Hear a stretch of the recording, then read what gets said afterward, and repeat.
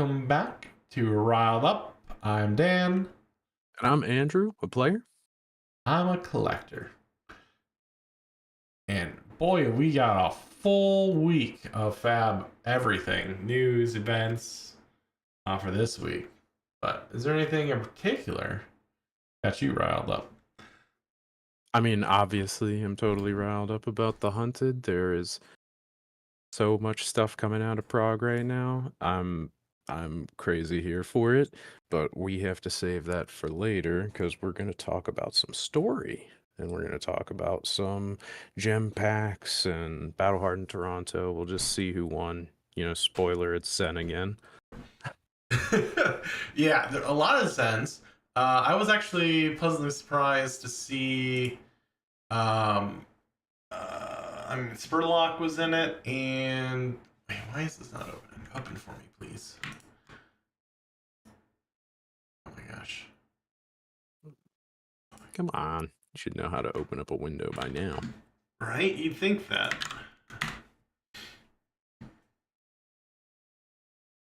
Yeah. Brody in at fifth. Oh, and Yuki Lee. Those are the two names I'm at least most familiar with from the top eight. Though neither of them. Well, I guess Yuki got third. But yeah, Michael. I think that's a J or a Y sound. Jasker? I don't know. I'm gonna. Sorry, I'm. I mean, it's. if I'm gonna take a guess, it would probably be Jasker or Yasker. I really don't know because I'm wondering if it's anything like Lazinski or anything. Just like all kinds of consonants, and you're supposed to know the special way to say it. Yeah. Sorry, I am a little ignorant on this pronunciation. But either way, yeah, 3 Zens, 2 Enigmas, 2 Viscerai, and the new Yuki driving the new deck. I thought that was pretty interesting. I guess I'm not too familiar with seeing new decks, but is Vambrace of Determination a standard for that? Oh hell yeah! Is it? Okay. Yeah. Well, so it's very good into Enigma, so maybe other people might play it just to have something like that. However, for new, on top of everything else, you bring it in for Enigma, but on top of everything else, that counts as an attack reaction for a lot of her cards, and a few of her cards are maybe I guess just one, Bonds of Agony, because I doubt she's playing any of the other stuff. Yeah, I don't think she's playing any Double Trouble or anything. So yeah, Bonds of Agony is the main thing where it's just like you always have a reaction on board, so your opponent knows that you really only need 2 more. But the new deck looks honestly, it's pretty much what I play. She even plays the blue pick to pieces, which I really appreciates that. I love blue pick to pieces. I think the only thing I see in here that's really like got me scratching my head a little bit is Eradicate, but it's probably just for a grindy match or something. And then I was looking at Michael Metallo's deck, the top Enigma deck. That one I thought was kind of cool because like it's got 2 red pummels in it. It's playing the weakest link. It's playing command and I mean it's playing Amnesia probably to deal with Rune Chance for Viserai. 'Cause that's one thing I don't know if you know this. If your cards and tokens don't have names, you don't control any Rune Chance, which makes some of Viserai's cards a lot worse.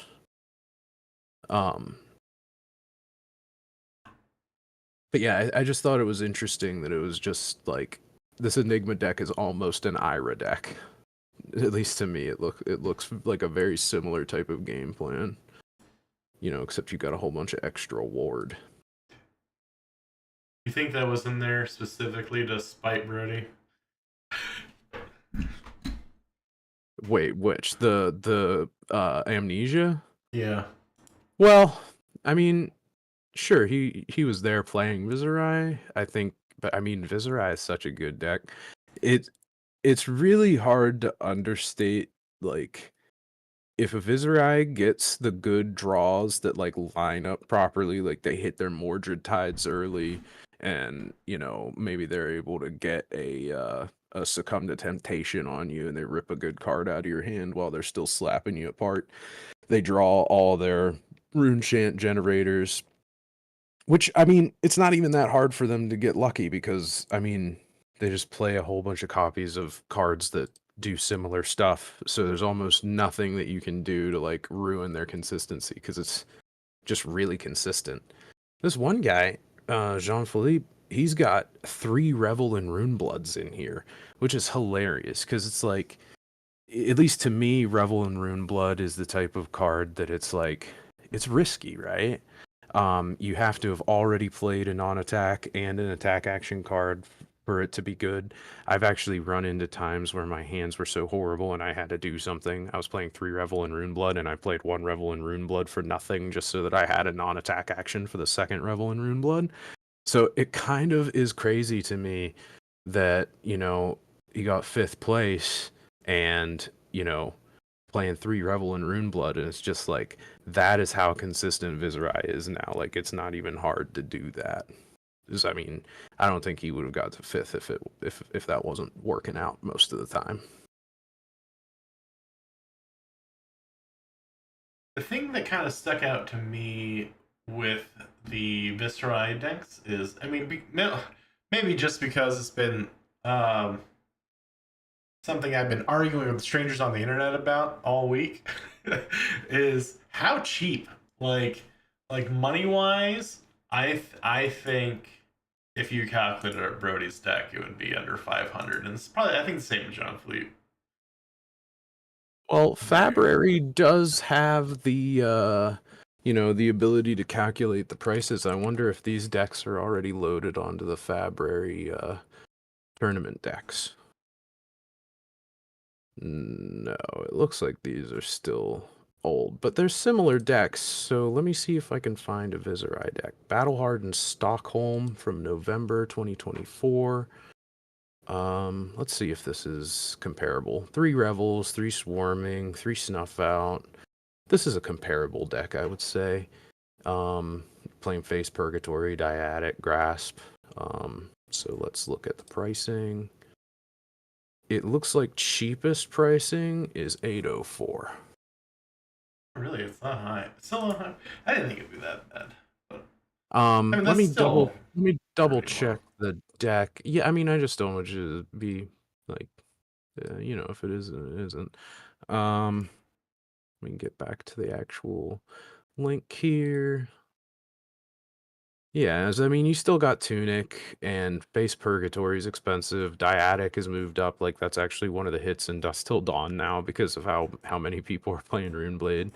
I mean, it just Viserai got super pushed with this set, which is funny that it's just like Florian is there to replace Viserai because if you think about it, Florian's got to turn on his Earth ability before he starts making twice the rune chants.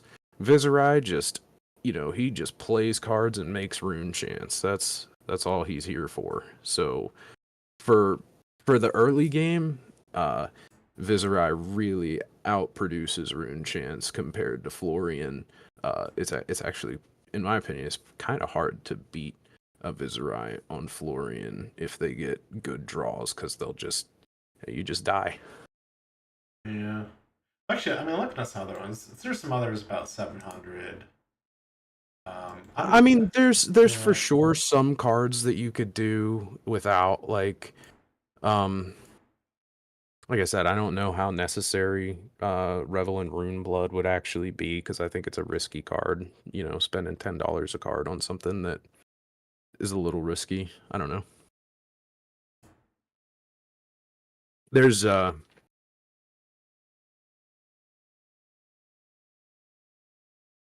It's strange because the best cards used to be generic, and I think cards like Command and Conquer are still so expensive more due to price memory. Because I, the prices of everything else that aren't generic that go in these decks are, also going up. I guess maybe it doesn't help that Command and Conquer is in the Zen deck, so if it's the best deck in the format, you know that then you're definitely that's just what you gotta buy. Yeah, almost every deck is running like the Command and Conquerors or like the Warmongers. And those, I mean, those two alone are that's I'm trying to like find a deck 550. that is not Um, super terrible price wise. Like I think the Ira deck might be. but yeah, I mean Oh, these that Enigma decks are like 1400. Um, Azalea's 1200. Dashes. Wait, what? is Let me make sure. Dash should be cheaper. This this dash that got fifth in Portland was $340. Oh yeah, Ira's crazy expensive. I mean, I guess I should have. See, in my head, I'm like, oh, Ira's cheap because I just are like I already have pretty much everything to make like just a generic Ira deck. Because all you do is you just play the good cards and swing with your daggers. Yeah, this Ira deck's like $1,300.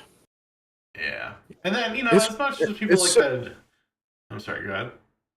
I just think it's crazy, man, because they like these cards were not that expensive when I was buying them. So I mean, it's just sort of makes me want to sell out if I didn't love the game so much. I literally cannot bring myself to do it, no matter how tempting it is. Yeah. Yeah, so maybe Dash is the deck I should be thinking talking more about. But I think as long Probably. as far as like the top eights though, top eights is we're seeing we get more and more Viscera, and I mean I want to know. There should be a Jarl deck that hit a tournament top at some point, and I bet that deck is not $1,000. yeah. I don't want to lowball it too much, but yeah.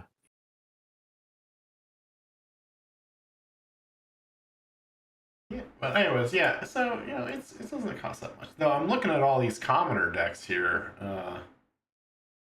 Yeah, 20 well, we can't bucks, really 20 talk about bucks. commoner decks because, I mean, nobody plays that, right? Right? No, it doesn't exist. I'm not looking at Birdie Spurlock's $20 second place commoner deck. If you want to talk about things that rile me up, the one thing that definitely riles me up is people acting like CC is the only format. And before you go saying, well, what about CC Living Legend? So there's two formats. Oh, yeah, no, I'm just seeing that now. Yeah, when I was looking up the list, I definitely realized I may have put my foot in the mouse about Ira being cheap. um, but yeah, the sorry, I went to check the comments and totally lost my train of thought. That was an ADD moment. Yeah. Well, anyways, back on track. Back on track. The battle hardened um, was, let's see. I mean, it's still the usual suspects, I think, and we're probably I not going to just see I that just mixed up till this weekend, right? I want somebody else to get first place. It drives me crazy that Zen is still the deck. I mean, it makes me feel good that I was right because, like, people are just like, oh, bonds of ancestral bonds or whatever, it's gone. And never in the history of Fab has a top deck caught a ban and then actually gotten bad after that immediately. Except maybe Fi. Actually, Fi might have been because he was totally relying on stubby hammers. Yeah, if I got Right? put down, that was probably I the think I think Fi is probably the only one. I don't know. I really feel like they should revisit Fi. I mean, if they're gonna print stuff like the flexors, which listen, some people think was too good. I don't think it's too good. I think it is basically a little bit better counterpart to the gauntlet we were just talking about a minute ago. Because you're only gonna play it against decks that go wide. But Andrew, there's so many decks that go wide. Well, if this is in the meta, maybe there won't be so many anymore. I mean, but have you thought about going tall? Anybody ever thought about going tall instead of wide? Maybe. Yeah. Yeah. Oh, hey, gnarly. And no, the Viscerai decks don't run CNC either. That's why I was thinking they'd be so cheap. Like, because pretty Well, the much for problem that. with the problem with Runeblade cards is like all the Runeblade cards are expensive as hell.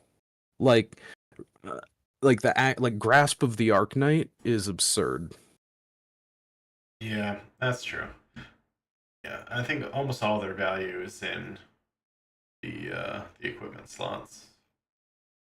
Well, yeah, and then but except for like Succumb to Temptation, it's really it's really crazy because it's hard to tell people sometimes like, oh, it's not as bad.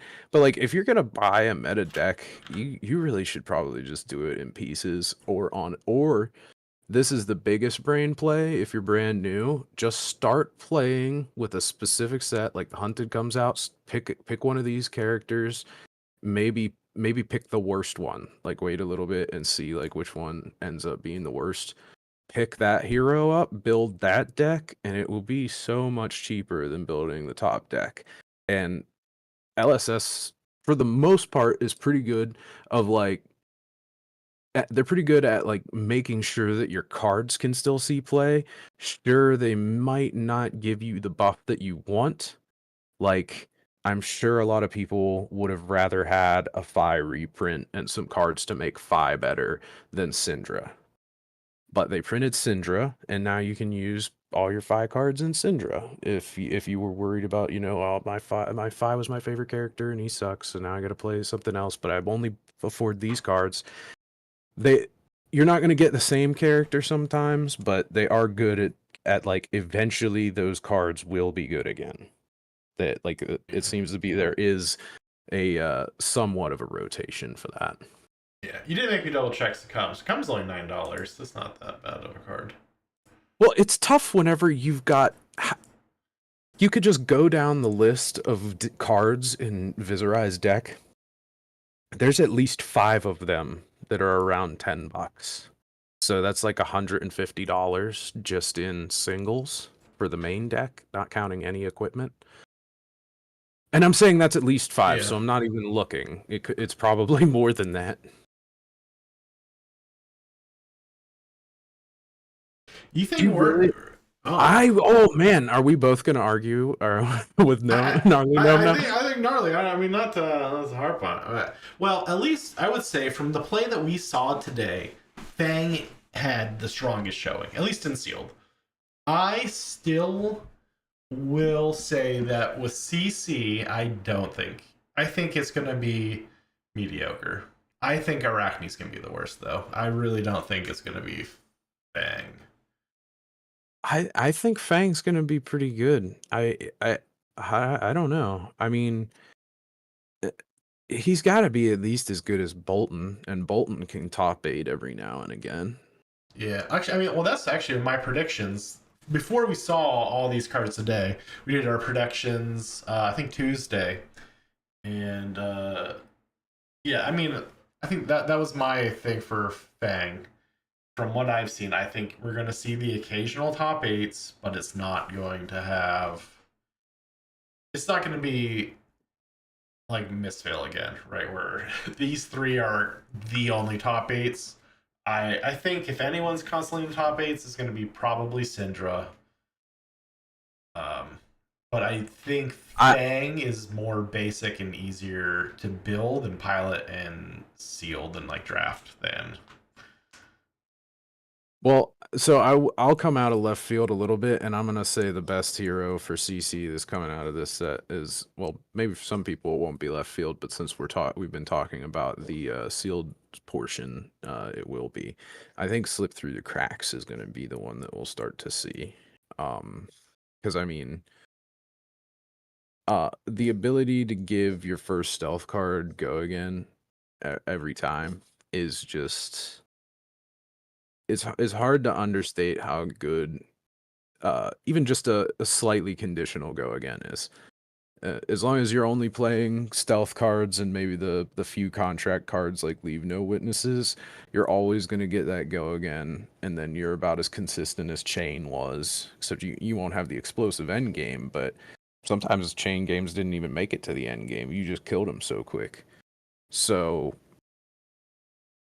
having that go again, so it's like, did you get a chance to listen to Gottlieb talk at all in the stream?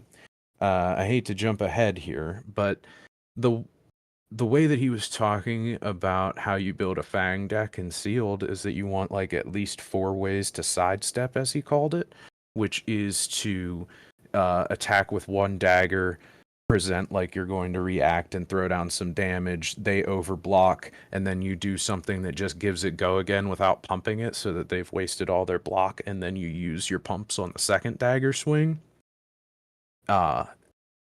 And Arachne Slip Through the Cracks is going to be very good at that, because you're essentially sidestepping your first stealth attack every single turn by default, which is very hard to play around.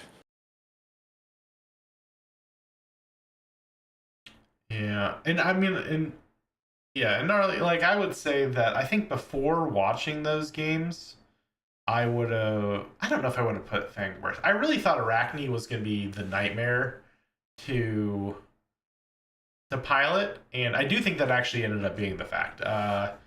They did say that Arachne was the highest skill ceiling one. Yeah, well, skill floor, I think. Or floor, yeah, sorry. Yeah, but because the finals was basically like a 3-0 Arachne versus a 3-0 Fang, but the 3-0 Arachne did not face a Fang until that one, and then it got stomped. So, yeah, I mean the Arachne, I was actually really surprised Syndra didn't do better. Though I think we saw in the caster match Syndra wins, but against Fang, but that was also Erica piloting, and yeah, she's very good. Who was it? It was is that DM Armada? Is that who was the other caster? The other caster was Howling Minds. Scott, I think is his name. I'm very sorry, Howling Minds, if I didn't remember your name properly. It's not right in front of me. But anyway, it was Howling Minds. And yes, I mean, I'm sure he's good at the game too. I've never really seen him play before. I'm just gonna give him the benefit of the doubt. I mean, he's casting, so he knows the game well enough to cast, so that should say something. I think anyone that knows all the names of the cards, have read all the cards, are probably half decent at the game at least. Yeah, that is true. He is a combo centric deck. That's part of the reason why I was trying to compare him to Bolton. Gnarly saying that too many cards are not of enough value unless you attack with the second dagger, and I agree. But I just think if you're able to stack up the fealty tokens, it's gonna be kind of hard. Like, I think he's gonna be a very strong aggro deck. I think if Fang comes up against another aggro deck, I don't know if he'll. I don't know. It's really tough to say, because I look at all these cards and I think they're very strong. However, I also, didn't pick the strongest hero out of the past 2 sets. New was my favorite in Mistvale, and I didn't think. I mean, I knew Zen's ability was strong, but I didn't think he was going to be game breaking just by looking at him. And in Rosetta, Florian was my favorite, but I don't even think he's the strong. Aurora was the strongest. So just by virtue of me wanting to play Fang, he's probably not the strongest, because I very seldom tend to pick the strongest deck. But we'll see. Yeah, and I mean, I guess while we're on Prague, we can finish up with Prague a bit. We got to see some gem packs opened. I'm not sure if you watched any of the gem pack openings. I saw a couple of them, but I only got to see like the disappointing stuff. Not that I'm disappointed. It's just like okay, this is the same stuff that would have been, in the previous armory packs. Uh, I mean, everybody loves EA foils. It's just that's not really the stuff I'm looking for out of the gem packs. I want to see what the Marvel is. Did they happen to show that? Nope. I don't know. At least I didn't see it. I did try to skim through it again for the gem packs, but I didn't see anything. I don't know. I really like the extended art with the micro text. The foiling on these ones in particular look gorgeous. I don't know. They did a really good job with the cards. Now, are people gonna be happy about it? Maybe probably not. But you know what? There's gonna be so many on the market. Well, I'm gonna go buy up all those cards as soon as the season ends. I'm sure everyone's gonna be. I want to know what the unopened ones are going to go for on the market, because depending on what they actually sell for, I'd buy them up off TCG Player just for fun. I actually didn't even think that people would potentially sell on. Yeah, I guess people are selling gold packs. So it makes sense. Why not sell gem packs? No, no, I don't think they opened that many. I didn't watch the whole thing, but I only saw like one opened. Well, yeah. Actually, I think I only saw. I think there's only two. If I remember. Yeah. So unless they did I don't Let's know if they started with three. I came in late because the time here is what 4:30 a.m. they start. Yeah, I mean by the So time I was up, it was about done. yeah, I woke up at 6 to try and catch some of the early stuff. Which I mean it was mostly just a couple matches, but I mean, we got the internet, there was no need for that. well, I mean I know, but it's cool, it's fun. I like going in, troll. Well, I don't want to say trolling in chat, but like I don't know. I like to fight with haters, people bitching and moaning. Like, no, listen here, guys. Insert some positivity in your lives and realize how great we've got it. I don't know. It The mode bothers is me here. so much that people will be like, reprint Command and Conquer, and then they'll reprint it, but it's at Legend rarity, which it was much funnier when it was the Fable. Oh yeah. So this print is now Legend. Maybe when they reprint it again next year, it'll be Majestic. Oh, yeah. So, but yeah, no, I was really happy with how they handled Command and Conquer. I like that it's a different art. I like that the extended art rainbow foil isn't a cold foil, because that way that my dynasty ones can stay the special cold foil ones. I mean, I guess I never. Yeah, I mean, I'm glad because they said they wouldn't reprint anything that's already been a cold foil into another cold foil, right? Like that's just part of their printing policy. So Sure, but I don't know if that would.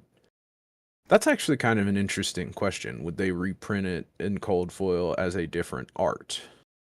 That's the question. I don't know.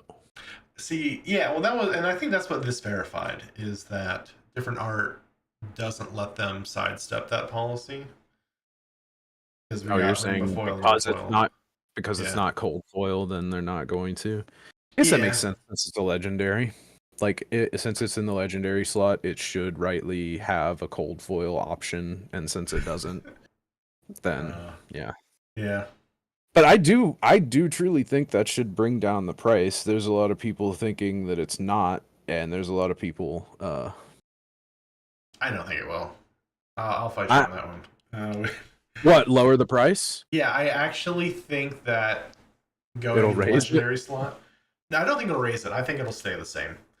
I think that there's enough. Okay, so in my head, right, I'm looking at. Oh my gosh, all my things fell off.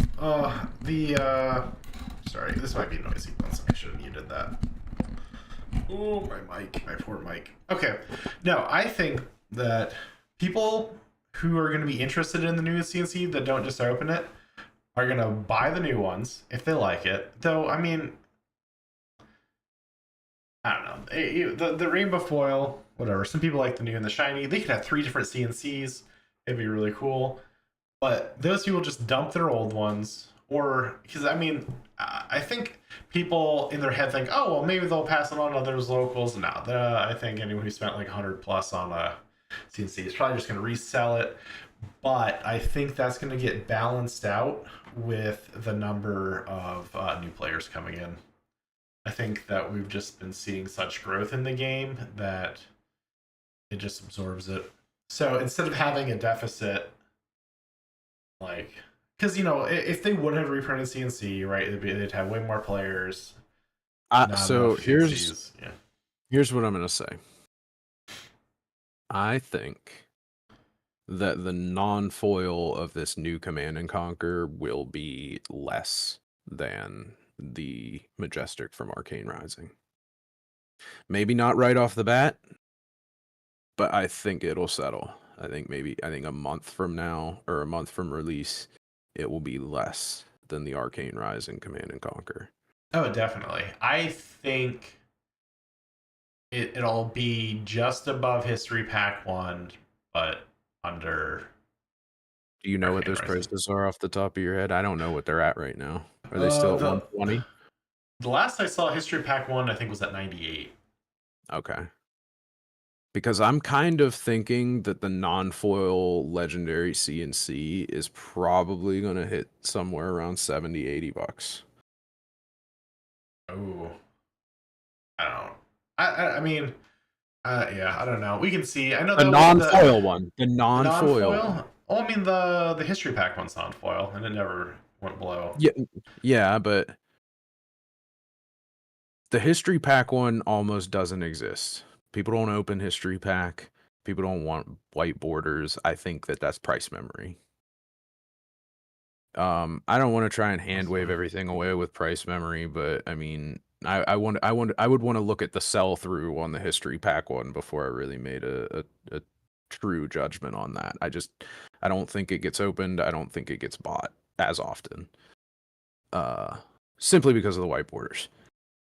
The reason I think this non-foil one is going to be so much cheaper is I don't think there are that many entrenched players that want it.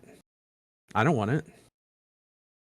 I mean, there's anybody who already has Command and Conquers. I mean, I even considered, oh, do I want to get a playset of the EA ones or the normal ones just to be like complete out my Command and Conquer collection? And the answer to that is actually no. I really don't care that much, because it's not a cold foil. It's just a different art, which is fine. If you like the different art, that's more power to you. But I do think that the fact that aside from the handful of people that want it because they specifically like the art and then they'll sell their old ones to replace, and the people who are new to the game that need it, I don't think that these are going to be bought. I think I don't know. We'll have to see. It's an expensive card.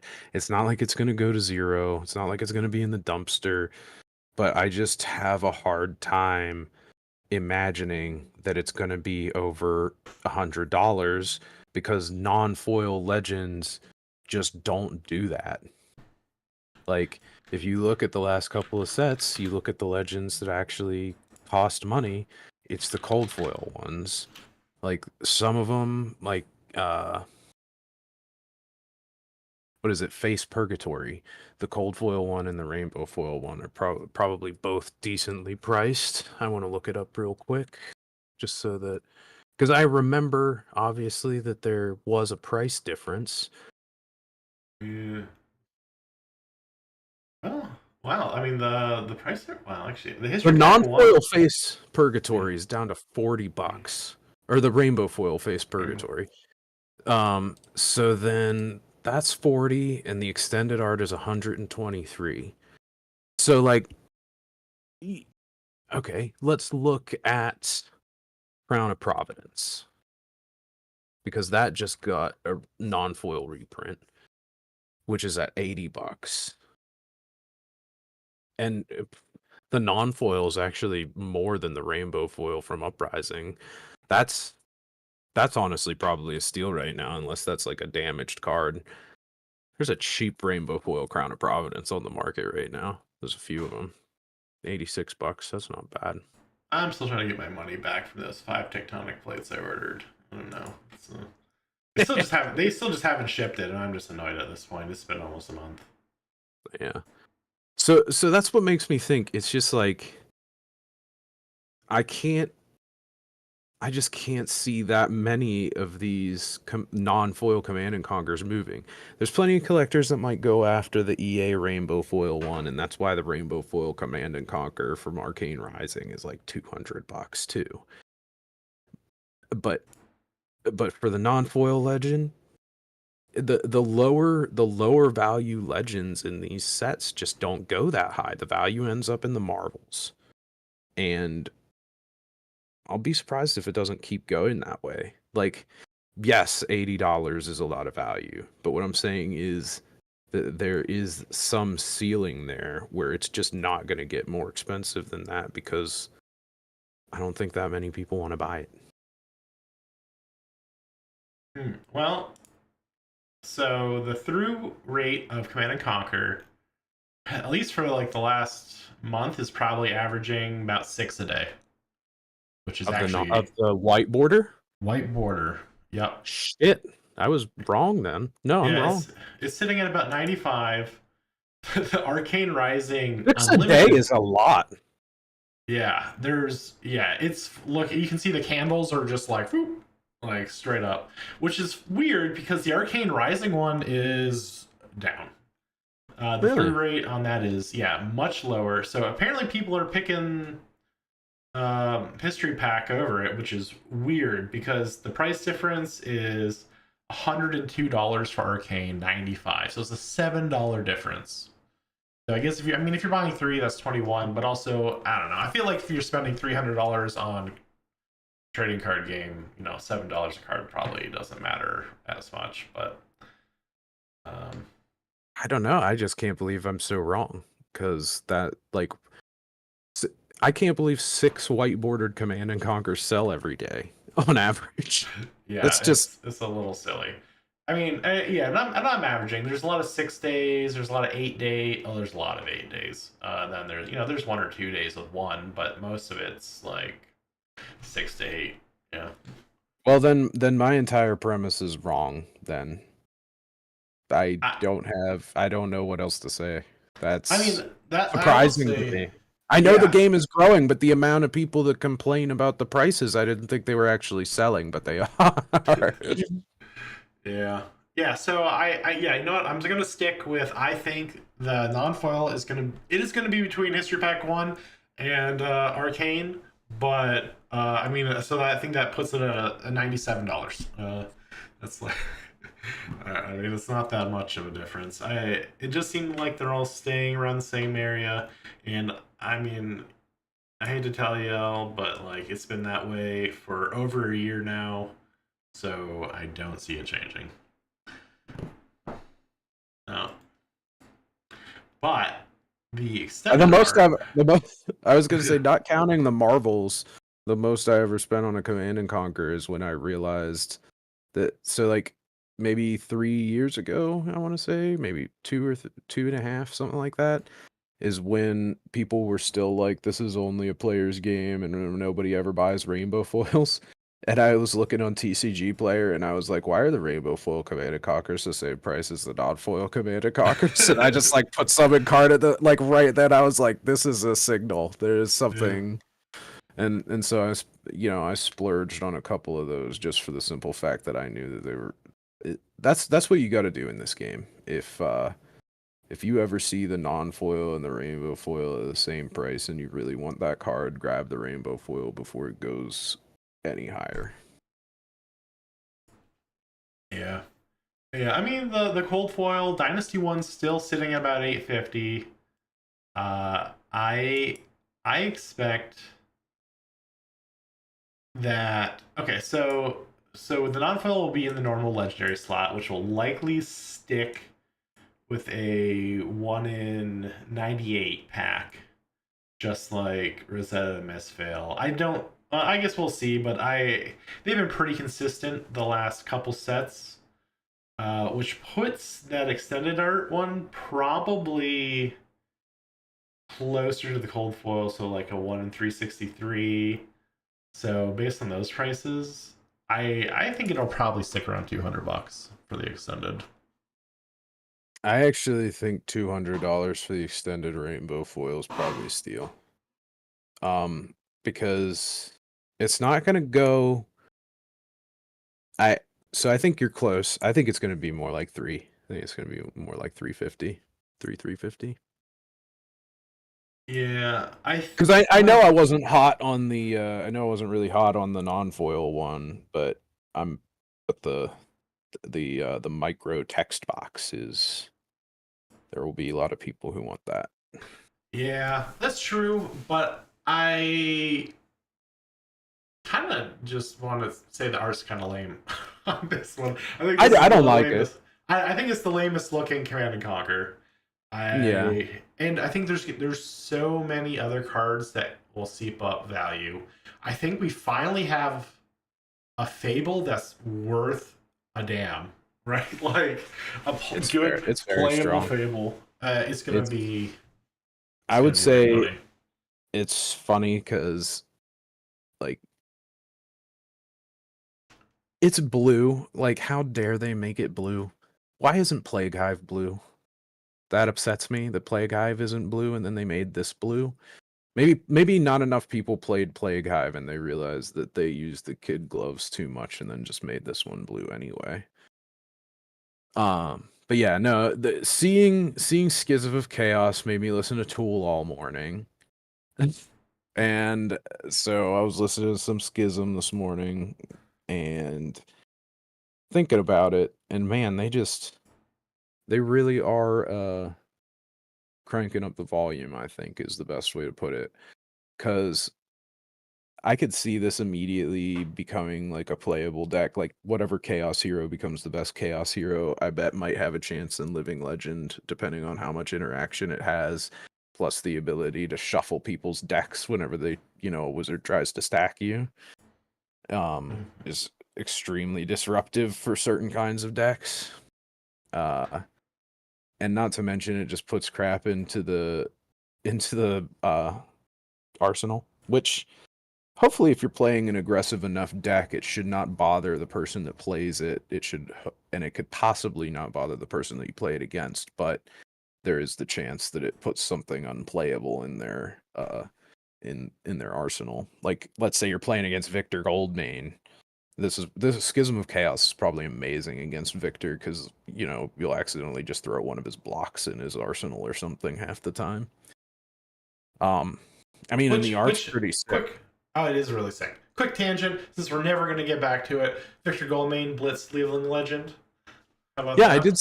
Yeah, and the one thought that I had about that list is I scrolled through because it was the Blitz Living Legend, and I was like, oh, I wonder anybody that I know from Pittsburgh get their name on here. Scrolling through, and then I saw Justin Wong, and I'm like, I wonder if it's that Justin Wong. It's probably not, but it'd be cool to see the Street Fighter Pro become a Fab Pro as well. Yeah, I was actually thinking the first thought that went through my head when reading the article was why isn't Aurelius an ally card? Why isn't The well, horse ally, yeah. yeah, his horse, yeah. You know, make I don't know. It could have an effect. I think that'd be fine. I think if in the lore you have a mount like so frequently mentioned, it should just be in the game. Give him a card, Well, make him a token, do something. I don't know. the problem is that Victor's such a dick. His horse doesn't do anything. Yeah, yeah. But yeah, no, it's okay. That was a quick tangent. I wanted to make sure we did talk about that briefly. I did Um, want to talk a little bit about the lore. As Mark of the Trader, we saw somebody who may have been a chaos illusionist, at the very least, an untalented illusionist that was just using like the glass and ash that was around him in his workshop. The Dust Runner boss. Kayat, Uh, Kayat, I think his name was like Kayat, Kayat, Kayat. I don't know. Kayat, yeah. It doesn't follow Um, any of the normal like Drakai or Volkor naming. Well, I think that's because he's a street rat, you know. He's an I just Aladdin, if you will, I bet. oh. Yeah. The Then we Well, I know. I think we were talking about that a little bit earlier. I don't know. I still feel like because they were in a glassworks and they keep mentioning sand, like silica, like very standard, right, in a glassworks. But they talk about all the ash, and that I'm less certain about because the way that like a glass like furnace would work wouldn't really fill up with ash. So that's why I was really wondering if maybe kind of like how all their wizards are fire based, if maybe like all their illusionists are to some degree ash illusionists as well. Because we've also, I mean, we have been seeing a ton of ash cards or dust cards, I should call them, I guess, in the last few sets. Um, I don't know. It's yeah, like really dust from the Golden Plains and whatever for the different dragons.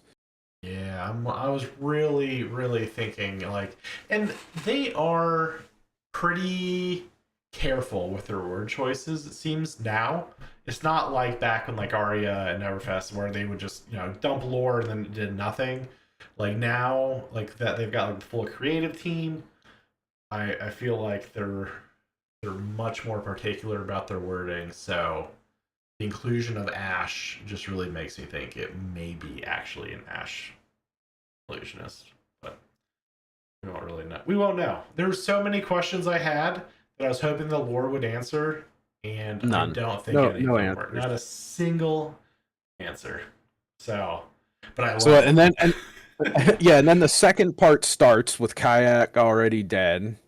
Right? And we hear about some other people like General Tetsuro is the guy that tortured him to death. So I mean maybe and we also saw that Typanis is not just an adjudicator, he's a wizard, which is not on the hero card, and I wonder if maybe one day we'll get an adjudicator wizard version of him. That would be cool. And then who was the other? The other big name, Yamato Ko.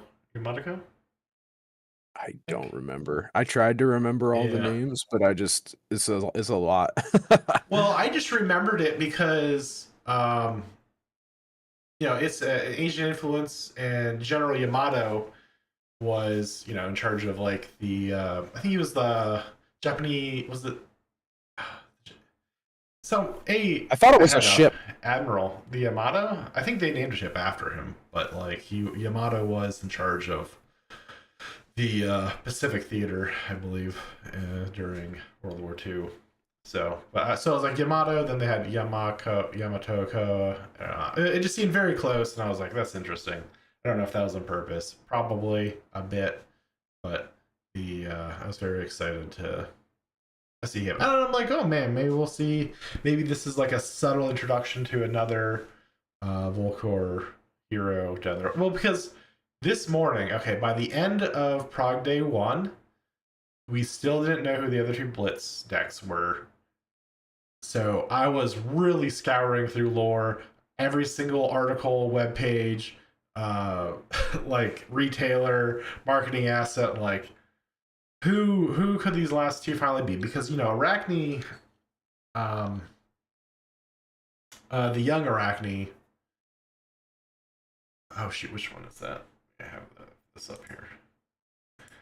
I'm like, it didn't when they announced that Arachne, they didn't fill in the Blitz decks. And I was like, well, that's real strange, right? Like maybe we'll have two new ones, but then no, we did end up just getting two more Arachnes.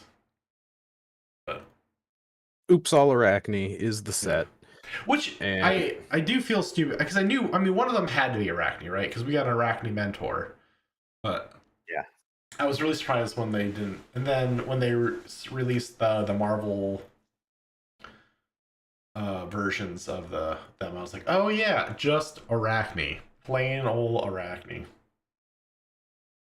But So then we got in the Hunter and Hunted both, they go to Deshvan and just raise an entire city. They're like, hey, the rich guy that owns your town helped pay to assassinate the emperor, so you're all gonna die.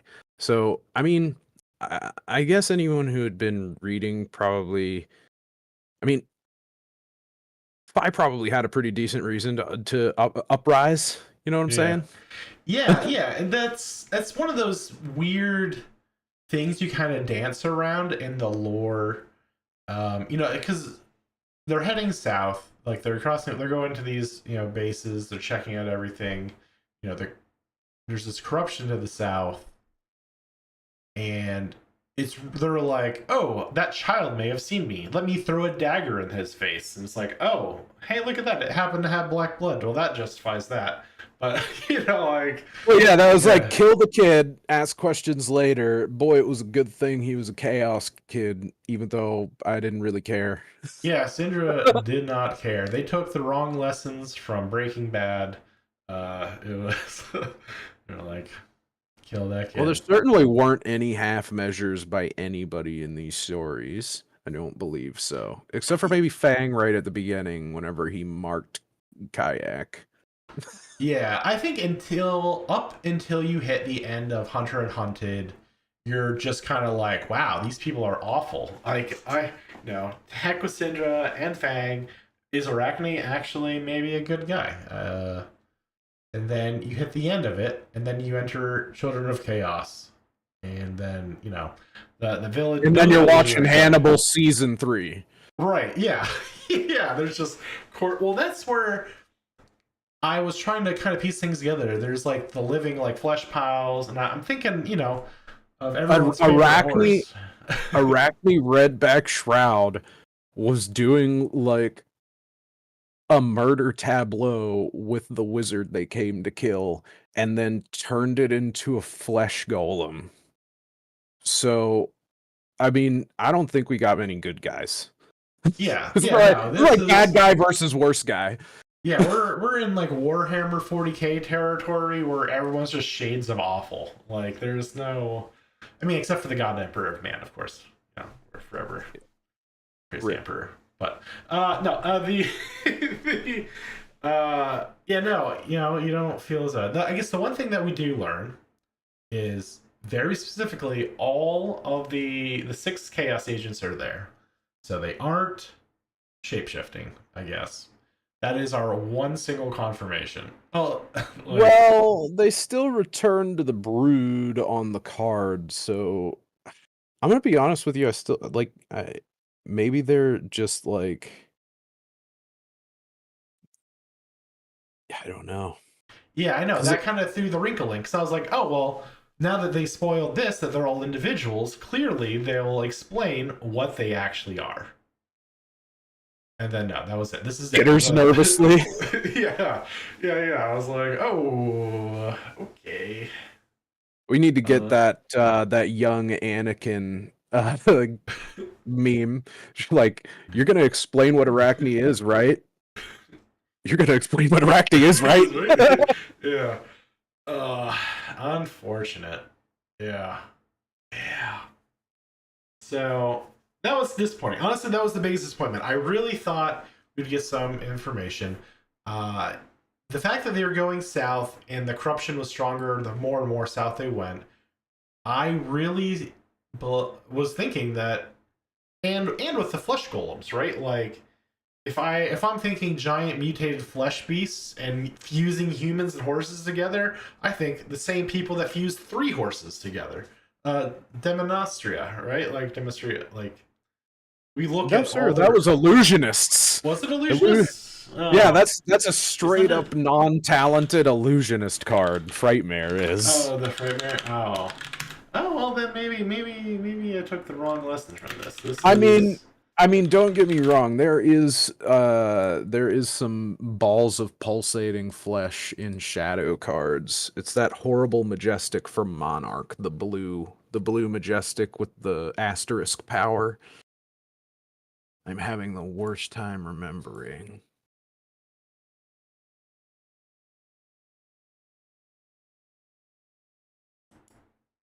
Mutated Mass. Yeah, there's a shadow attack from Monarch called Mutated Mass, and it basically just looks like a flesh golem, couple of different species just sort of fused together and crawling down a hallway. Oh.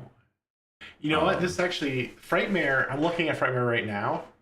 So one of the details in the lore story was the fact that like the man riding the horse had his skin merged into the horse like tendrils.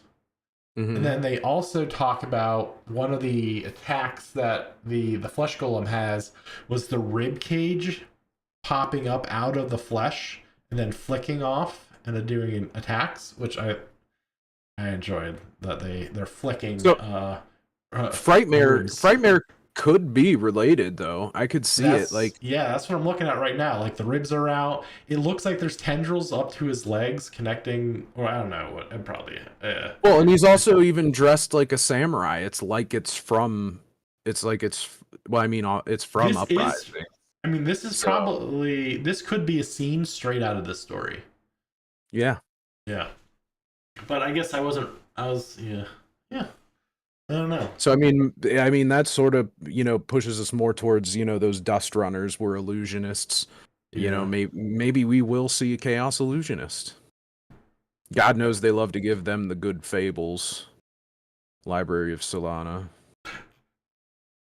True. The only fable currently seeing top 8 play. It's Yeah. really an absurd card, to be honest with you. I know that because it's not like they play it in every matchup.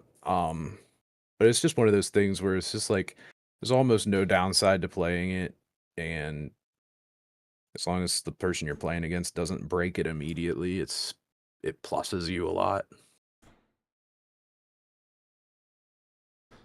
Yeah. And then So. Yeah. before we get into the rest of these spoilers, where we're just going to talk about cards, I wanted to shout out Poopy from O3 Drop. I watched his Ira build video today. Really sick deck. There's going to be a lot of daggers thrown around. I hadn't seen the keyword to re-equip a dagger from graveyard that was on cards, like pick up the point. Uh Crazy. Absolutely crazy. He came up with he showed the one card that's like your next dagger attack gets +4, equip a dagger from your graveyard. So he's like, okay, you attack with one thing first, and then you do this and re-equip the Zephyr Needle from your graveyard, and then you attack with Ira's ability, and your Zephyr Needle's coming in for 7. And that sounds absolutely absurd to me. So I just wanted to say that I will not be surprised to see more Ira top 8s in the future. Nice. And before we I guess going into the cards, talk a bit about buying the cards. So something we noticed around Christmas time was we had the Christmas baubles, the crackers that you could pull apart, and those were given as an in-store promotion to help push sales. So if you bought like so many, I think it was so many packs for that one, you got the or no, it was over $20, right? I think it was. There's actually like what they recommended was like over a certain amount of money you spend inside of a physical store, no online sales, you get the bauble, or the cracker. And so what we're seeing with this set is they actually have a release celebration promo pack. The pack will have rainbow. Let me see if I have uh, the picture for this. I thought I saved it. Maybe I didn't. Anyway, it's Here the show them. Rainbow Foil Agents of Chaos, Yeah. which So each pack is one of the 6 in rainbow foil plus 2 extras randomly selected. So you get 8 per pack, and then pack is dictated by how your insert whatever plays. I suspect that it's going to be probably the same number of packs as you get like gem cases. It's like if your store yeah, gets like if you 2. get Yeah. one gem box, you will get one pack. Yeah. Yeah, something like that. Which makes sense because if you're a small enough store that is only running, 4 or 5 people each armory event, you know, that's enough to give buy a box promos to 8 people. And that's probably more people than you have So that's enough for each of them plus a few, assuming they all buy a box. I I like mean, the it sounds fair. My yeah. only problem with it is that they're gonna. I think they're gonna be kind of expensive because I'm used to the buy a box promos or whatever they do, whatever they want to call them. Uh, they're usually worse cards. Like Dust Till Dawn had all the bannerets, and yeah, I don't know. These ones are just like it's gonna be really hard for somebody to get all the rainbow foils. I think. Maybe I'm wrong. But I mean, there's freaking 6 of them, right? Then one person wants all 6 of them. It's just the math doesn't math, you know? Yeah, but this is also kind of where my problem with the Marvels was going to come in, right? So the Hunted has 17 Marvels. Of those, uh 12 of them are arachnes of some sort. Like, I mean, Well, I mean, the we are already called out. There's like much like all the dragon marvels. It's like if you don't like Dromai, you aren't really gonna like Uprising. If you don't like Arachne, you probably are not gonna like opening this set. yeah, I think this is going to be a rough set for a lot of people because of that. They But can dry their tears with the Command and Conquers, though. yeah, oh, but that's also why I think those are gonna be where a lot of the value settles in this set. I think Schism of Chaos will actually we might actually have the Fable be the most expensive set for one, I or at least still for think the first time in a long I time. think the EA Command and Conquer will still be more than that. Really? Yeah. Mm, Dude, as much as I'm saying that Fable is playable, it's also still a gem and it doesn't block and it doesn't actually do anything. It's one of those things where I can sit there and I can say I want to play it, but at the end of the day it just has to come out of the deck cuz it's not quite as good as a whole card. It's like Plague Hive. You know, I loved trying to fit Plague Hive into my Azuri deck when I was playing it, but then once I moved on to new, it just you have no room for it in a new deck, and I don't know if any of the Arachnes that can play this, um, slip through the cracks or Marionette, are they going to have room to want to do this, even in the sideboard? Because, I mean, even if you do want to do it, it's not going to be main deck. You aren't main decking this. You shouldn't. yeah, but the question I am kind of interested in is what are 17th Marvels going to be? So we know what 16 of them are already, but we don't. The 17th is still a mystery, I believe. Because 12 of them are Arachnes. The 6 plus the. The young and Oh, old the 6. huntsman, Yeah. and then they slipped through the cracks and the solitary confinement. Yeah. And then you've got young and old Fyra, young and old Syndra. Fang. Yeah. Or Yeah. what I the know what I you said meant. Ira. You Yeah, said sorry. Fyra? You mixed like two other wrong heroes together? No. It's all right. Yeah, yeah. So Fang. So yeah, so that puts us at 16. So, but there are 17 on the product sheet. Hmm. Um, yeah. Well, I feel like we haven't seen the spoiler for it yet. At least I don't see it in here. I wonder if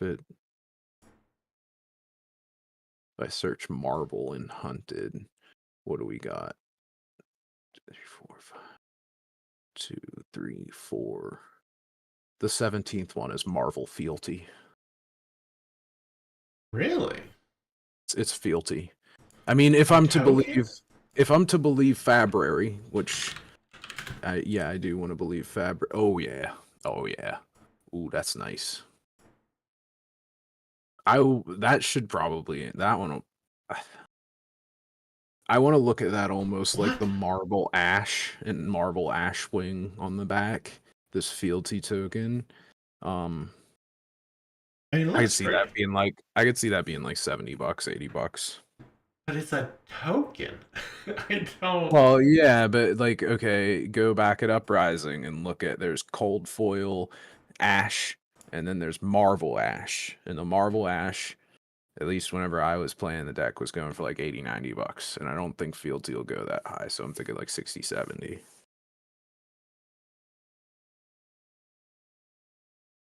Man. I'm trying It to does look pull up great though. this one. Gosh, why it's not showing me previews? I'm just kind of guessing. Okay, here we go. I should have named them. All right. I Yeah. really actually I like this. Yeah, I like this a lot.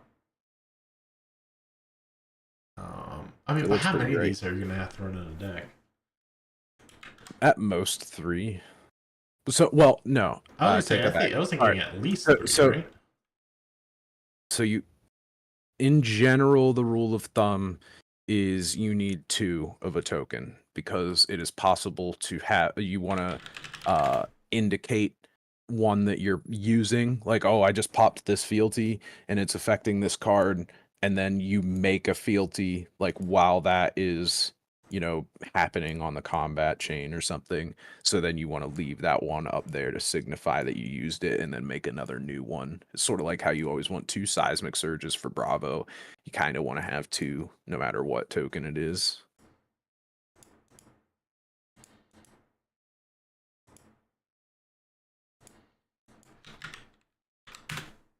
But I mean, if you want to use, it's one of those things where it's like, do you want to use a dice or do you want to use a stack of them? And using a stack of them is more fun, but sometimes you'll have games where I bet Fang will have games where he's got like a 8 or 9 fealties that he's just got sitting there or something, because that's what would happen with Dromai and Ash. Sometimes you would just have a whole bunch of Ash that just sits there. But then other times, it's more lean, and you're fighting for every fealty or every Ash that you make, and you only end up using 1 or 2 tokens. So I say it's safe to get 2. It's always safe to get 2. That way you just designate with a dice and have the second one so that you can have one be, an indication of being used, and then another one being created separately that you can start tracking with the dice again. I guess that's fair. I'm trying to pull up. Was there? I'm trying to pull up the Uprising Marvels. So what I did is if you just do R colon Marvel and then S colon Oh, Uprising. oh, I'm sorry. I'm on TCG. I was looking for prices. Ah, So the Ash Marvel is still. Well, is it really 85? Yeah. they haven't really lost a So, lot of value then. well, also only 2 have sold in the last 3 months. Sure. So Yeah. yeah, so there that's where I think the price memory stuff kind of pops in on these cards that don't really see a whole lot of action. Monarch First has that problem. Though I will say, I put in all my Monarch First foils from the last 2 box openings finally, and there are so many $5+ rainbow foils that Nice. yeah, I didn't. I bet you there's over. I probably have $100 from the last case just in those rainbow foil commons and rares. It's Damn. crazy. Yeah, I was like, man, So it's time to buy so another is your case. EV's correct though, because you technically pulled all that data and it's in your spreadsheets, you just didn't like read it with your own eyes to know, right? No, I don't. You don't do. Generally, you don't do commons and rares or tokens. Like unless they're a Oh. marvel or something. Like yeah. So you're So not even taking into account any time a common or a rare is over $1, that's just not in your calculations at all. well, they usually balance out the 15% TCG fees. So Okay. in a I standard was gonna set, say yeah. because depending on what you opened, yeah, that could. I mean, yeah, the foils make a big difference in this game, as much as people like to say. It's just there's so many. It's just so hard, so much harder to get a foil of something compared to a non-foil. Yeah, I was just really thrown back. I think the most valuable rare rainbow foil in Mon First was $13.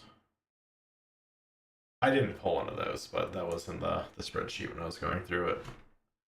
Very, Interesting. very surprised by that. Yeah. I wonder what it is. I can't remember. I'd have to pull it up again. But yeah, yeah. I don't know. I wonder. Do you think? I mean, do you? Oh, the ash. Yeah, I don't know. I mean, maybe. I'm trying to figure if it's going to be a good indicator. The other thing, we talk a lot about the parallels between Uprising having way too many Marvels and the fact that, well, Soul Multi is still at like 145. That's been the most valuable, but most all these are about 20, 25 bucks. So I'm always kind of concerned about that. And then, but that was what was that? That's 15 Marvels. There's 17 in Hunted. You know how many Fable or not Fable? Sorry, Marvels. You remember how many Marvels Rosetta had? I think Rosetta is currently the highest of any set. I can find out real quick. Well, I mean, I know. I was just wondering if you knew Oh, offhand. I don't know offhand. No. 24. And Well, it seemed like they kind of took the Everfest way about it, where they're like, you didn't like when we printed all these cold foil potions. How about we print all these Marvel sigils? That's different, right? right, yeah. So I've got some concern. That was another one of my big concerns for the Hunted.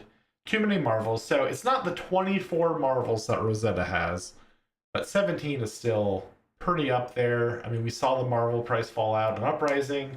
Most of the Marvel prices on Rosetta are miserable. Like unless it's a hero, um, the heroes seem to keep all their value. Those sigils, man, so you can buy like I don't know the same way that People just don't play the sigils. They kind of suck. yeah, Like, they're all bad. But the same way I was shocked to see a $2 legendary in the Emperor, it really irritates me seeing $5 Marvels now. Like, well, I mean, what Sigil of Lightning? You know that it's not like all of them are horrible, right? not all of them, but like 90% of them Yeah. are, I So I think, mean, below $10. So, if there's the sigils that Acilio has to use, so those are very playable if you want to play Acilio, but then like the rest of the sigils are not good. yeah. And I think this all, yeah. So I have a feeling there's not going to be a lot of value. Where Rosetta did shine was the fact that at least the Marvel heroes held value. And while I think one or two of the Arachnes will hold value, I don't think people are going to be paying big money for the 6 Chaos Agents Marvels. Yeah, I think Black Widow is going to be. I think Black Oh, Widow yeah. is going to cost the most because there's going to be people that just buy the Marvel Black Widow and put right in their binder and be like, Girl "That's tax. Yeah. that's the Arachne." Yeah. Yeah. Yeah. Yeah. Pretty lady tax. Um. Yeah, because the problem with all 6 of them being in the same deck is it's just like, okay, so I play Marionette and I need 7 marbles for my hero. And I use need lightly there. For the people who care, they need it, right? Like, Yeah, but what I'm trying to get at there is that it's different from like, you know, it's not 6 different people that want 6 different marvels. It's 6 different people that want 6 of the same marvels, and they're gonna. It's all gonna depend on how good Arachne Marionette is, and I don't think Arachne Marionette's gonna be the top tier deck, but if it is, then prices could go crazy. I just don't think it will be. yeah, I'm gonna be in the hater camp for Marionette. Though I mean, I will say the what was it? The is it a headpiece that lets them pick which Mask of Deceit. yeah, Mask of Deceit lets them pick which one they go into, which I did kind of predict uh when this all first came out. Like the only way that would be good is if they had some way to actually choose a hero once, right? Because if not, there's just too much RNG, too many hoops to hop through. But yeah, so I now we mean, have that. So, but between the Mask of Deceit and Hunter's Clave, that saw so like whenever they first showed Marionette and the different agents, it's just sort of like, okay, this seems hard to pull off. But once you have the Hunter's Clave that gives mark on hit with piercing, that's so good. And then you've got the Mask of Deceit that lets you pick one at some point in the game. That's quite good. Yeah. And I mean the best part about Mask of Deceit is that you just play it as the other Arachne. Like we were just talking about which Arachne is the best. Slip Through the Cracks is still going to be able to turn into Black Widow once. Very likely, because at first, whenever I read Mask of Deceit, because I think we got Mask of Deceit before we got Hunter's Clave, and it's like, okay, well, it's still kind of like, did you mark them or whatever? But it seems so trivial to mark someone now. So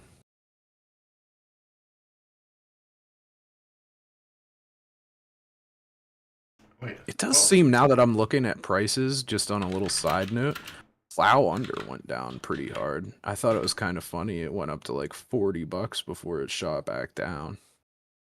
was it like 25? Yeah. Yeah, I sold one this morning. I was a little surprised to see it was down there. I mean, it's no felling the crown, but still very worth playing.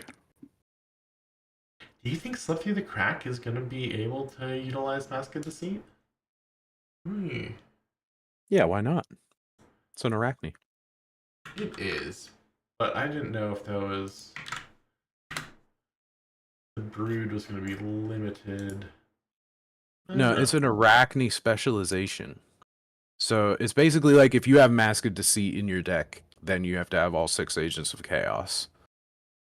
So like people are gonna play Arachne Huntsman and they'll play Mask of Deceit and have the 6 Agents of Chaos, and then, depending on what type of deck they play and how they're gonna mark whatever.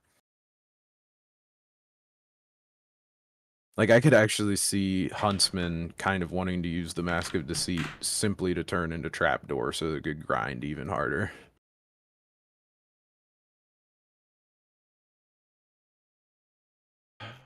What's annoying is Slip Through the Cracks isn't on the primer or the rules thing at all. Well, they did that because you don't really need to know for sealed or draft.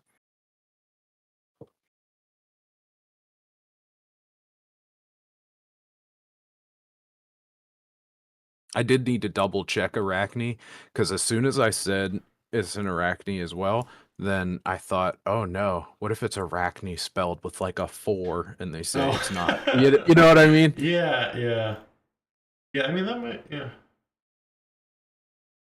Oh, where's the. So it's, I. it's, it's starting to make me think that Arachne Slipped Through the Cracks might be the true embodiment of Arachne, and then all the other Arachnes are like maybe like his fingers or their fingers like into this world, and then Slip Through the Cracks is the full manifestation.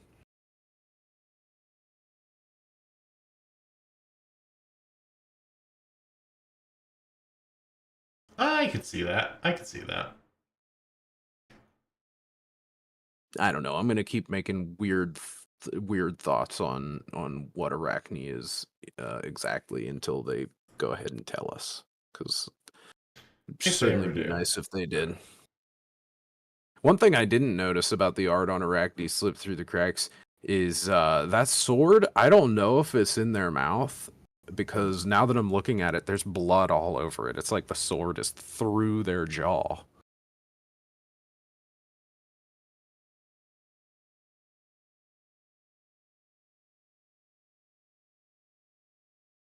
Because I mean, whenever I first looked at it, I was like, "Oh, this is just like a Zorro situation." You know, you got holding the sword in the teeth.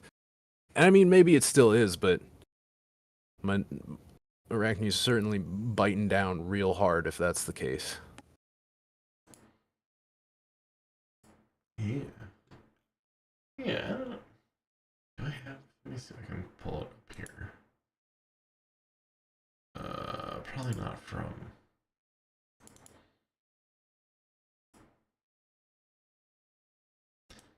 Well, it's kind of it. The map maybe will give us a little better. Yeah, do you see the blood on both sides of the sword or around their mouth? Yeah. Huh. You know what I wonder?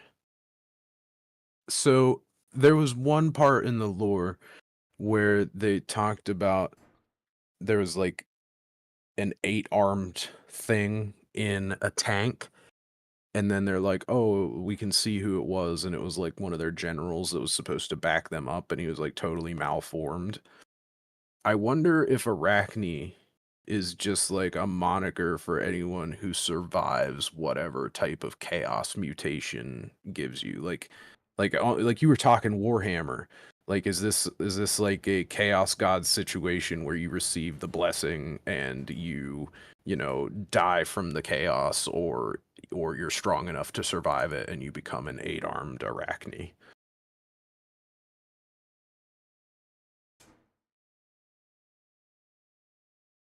Yeah. Well, I don't know. I really feel like they're. I don't know. It just seems like they talk about dumping a whole bunch of bodies in the vats, and then they find the one with the 6 arms and 2 legs, right? The one, the captain that they were Yeah, expecting to help reinforce. Yeah. that's exactly what I was just talking about. Yeah. But I was actually, my first thought was, oh, first they copied the Joker face rip thing, and now there are people getting their powers by falling in giant vats of chemicals. I'm like, okay, we got the Joker going on. But then I was like, oh yeah, well maybe. I mean, it kind of goes back to To be metrics, honest with I you, think. if I was thinking of anything, whenever I was reading that fourth bit of lore and they were talking about like the writhing mass of bodies, only thing I could think of was the Dungeon of Fear and Hunger. I don't know if you ever played that or watched any Let's Plays of it. That game is unsettling. Oh yes, I've watched. Yeah, yeah, I remember. Yeah, that is a really unsettling one. But yeah, But I don't there's know. but there's chaotic flesh masses in that. And that's sort of like what it made me think of. Like there's some twisted shit going on. Yeah, but yeah, I don't know. I'm thinking back to like the first time, like before Arachne was Arachne and was like was it patient in that metrics like test facility down in the dredges. I'm like, and the fact that it was in vats now makes me think that they're trying to recreate what made. Actually, I'll go into another comic book analogy. It's like the metric Weapon X program or Weapon Metrics program. I don't know, They're where trying to make they, X-23. yeah, they're, they made Arachne was their proof of concept. They figured out the chemicals. They did all the testing. They're like, wow, we have to remake this. Now we see these vats of chemicals with people becoming Arachne things. I did wonder if we're gonna see some metrics connections in here, or what, or I don't know, or we start heading down towards the monster. I don't know. I really want to see some more cross city interactions other than just being in one zone. But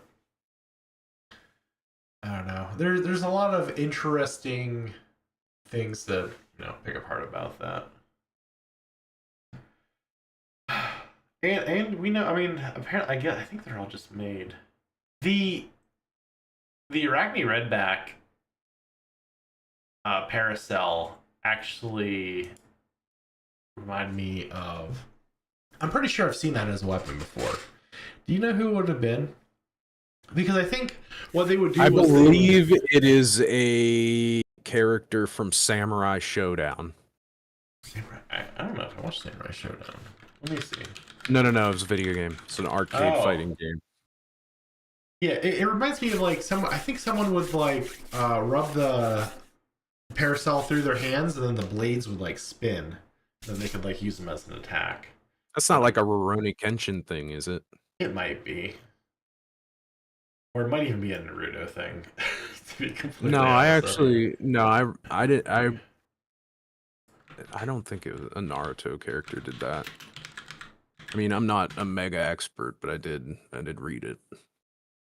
Now, did you get any of the pictures of the stuff that I said earlier? Yes. Oh, it's called a bladed Wagasa. A bladed Wagasa. Yeah. I can kind of get put up on the screen.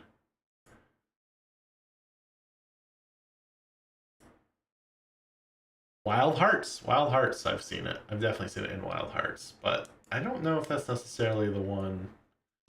Let me see. Let me show the class here. Bladed. Yeah, Shizumaru in Samurai Showdown fights with a parasol. But who knows if that's what you actually? I mean, it's not like it's super uncommon. It's kind of a trope for them, I guess. Yeah, I was just really interested to see it. Oh, jeez, that's too big. We're way too big here. Really needs to be a faster way to shrink these little guys down here. Okay, yeah. But I thought it was cool to see the Redback with like that weapon because it's very very rare to find in games. I think.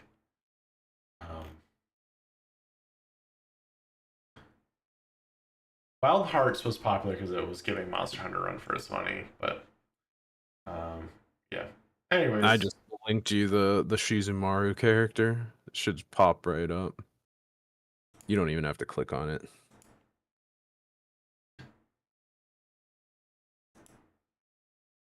Speaking of, if anybody out there likes fighting games, you've not played Samurai Showdown, that's a fun one. A lot of interesting characters.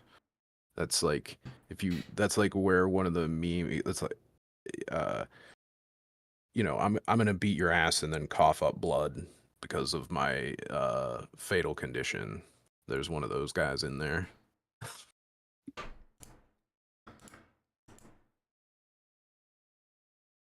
all right, so yes. This was the one you had me custom make for the stream. Yes, because much like Gottlieb, Flick Knives is one of my favorite cards. I love that he actually straight up said, like, I love Flick Knives, and we wanted to make this that, well, he made Flick Knives. Yeah, well, he said he did. He said he did. He says he does, yeah. I believe him, maybe.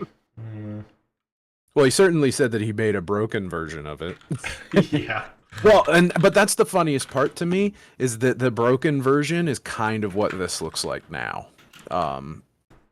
Because and you could do this even more with pain in the backside. So you play Toxicity, your next assassin or attack gets when it hits a hero they lose 5 life. Kiss of Death, when this hits a hero they lose a life. It's a dagger attack, even though it's an attack action card, which I did not realize the first time I looked at this card, or the second time I looked at this card, because I'm a moron. I looked at it and I was like, why does anybody, like, people are talking about Flick Knives, and it's just like, the dagger that you throw hits, the attack action card on the chain doesn't hit. Why are people talking about this? And then I'm like, oh, you are flicking the attack action card because it is a dagger.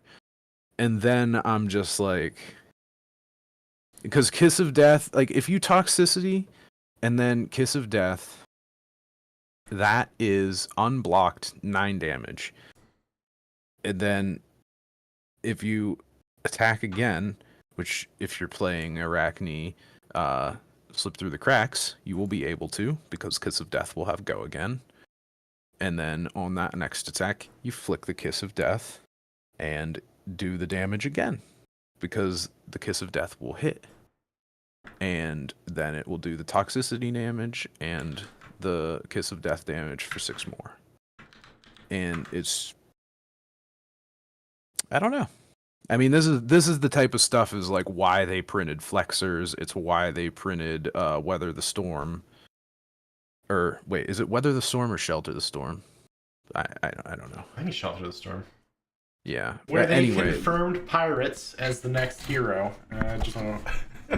Which I don't know if you know this. So DM Armada like posted on Blue Sky like, oh yes, this is the hero that I wanted to play, and he didn't mention it, but like I remember watching DM Armada videos like a long time ago, and I'm pretty sure he commissioned art for like a pirate woman character that looked a lot like that. Oh. And I mean, maybe I'm making it up. Maybe it was somebody else. Maybe it was Red Zone Rogue did it. I really, it's a little bit fuzzy because I know it was a long time ago. But I'm almost positive DM Armada commissioned a character just because he wanted to see a pirate character and use that for like a playmat or something. But yeah, I thought it was interesting how much it looked like what he wanted. Which, I mean, more power to him. DM Armada puts in a lot of work and loves the game.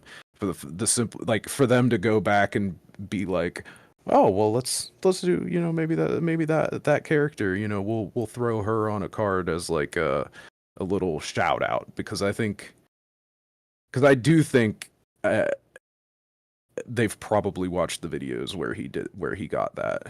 So it's nice. It's very cool art in more ways than one.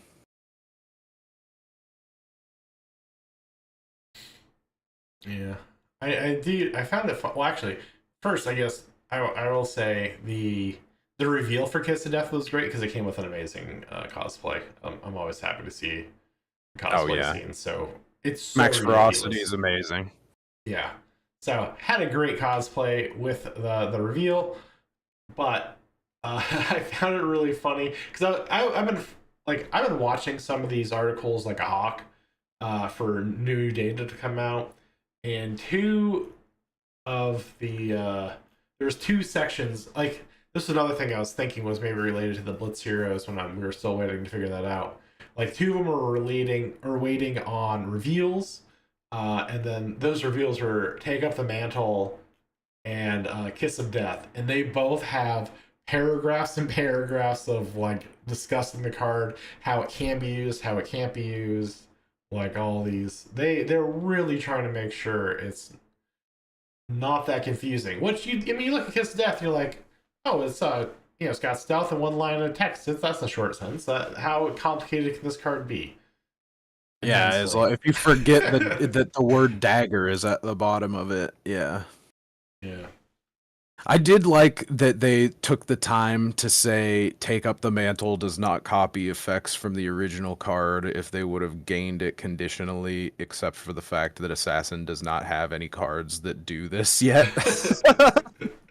Yeah. Because it's sort of like, it's like one of those things where it's like, okay, well, were you playing like Droplet from Mistveil, and it got +2 because you played a blue card this turn, then it won't have +2 if you were to Take Up the Mantle over that card. Not that you can. Like, yeah. Like, let's say there was an assassin card that says the next attack card you play has stealth, and then you're new and you play Droplet, and then you Take Up the Mantle and pitch a blue and play a blue card, and then swap the card. It won't have the plus from Droplets +2.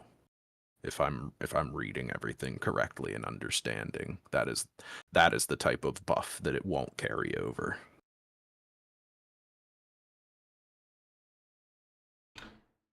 Yeah, sorry. I keep looking at Take Up the Mantle. It is absolutely creepy, and I can't stop looking at the guy in the middle of it because it looks it's like at first it looks sort of like, oh well, is his face peeled off? But then it's sort of like an under mask. So then it's like, I wonder, because you can see like the leather straps holding it on, but then they're like getting ready to put on another mask, and that's all ignoring the fact that their eyes are just pure evil. Yeah. Yeah, that's definitely some Ed Gein shit. Well, that's where, like, so let me. We're gonna hop genres here again, real quick. Oh wait, is that a better one? Oh, are we gonna get to see your guinea pigs? No. uh, oh, actually, maybe this is a better one. Let me save image. All right, this one's named very well. I will definitely. Where is it? Why is it not here? Oh, for crying out loud. OBS 17. This is the literal folder. Oh, because what the heck is a .avif file? Virus?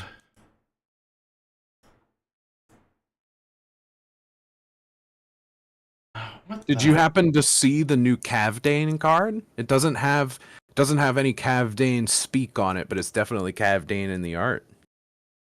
No. There's a new majestic called Rotten Remains. It's a blue 0 cost for one that comes in for 1 with block 3. It says when this attacks, you may banish a card with 1 power from each hero's graveyard. If you do, this gets +1, then repeat this process.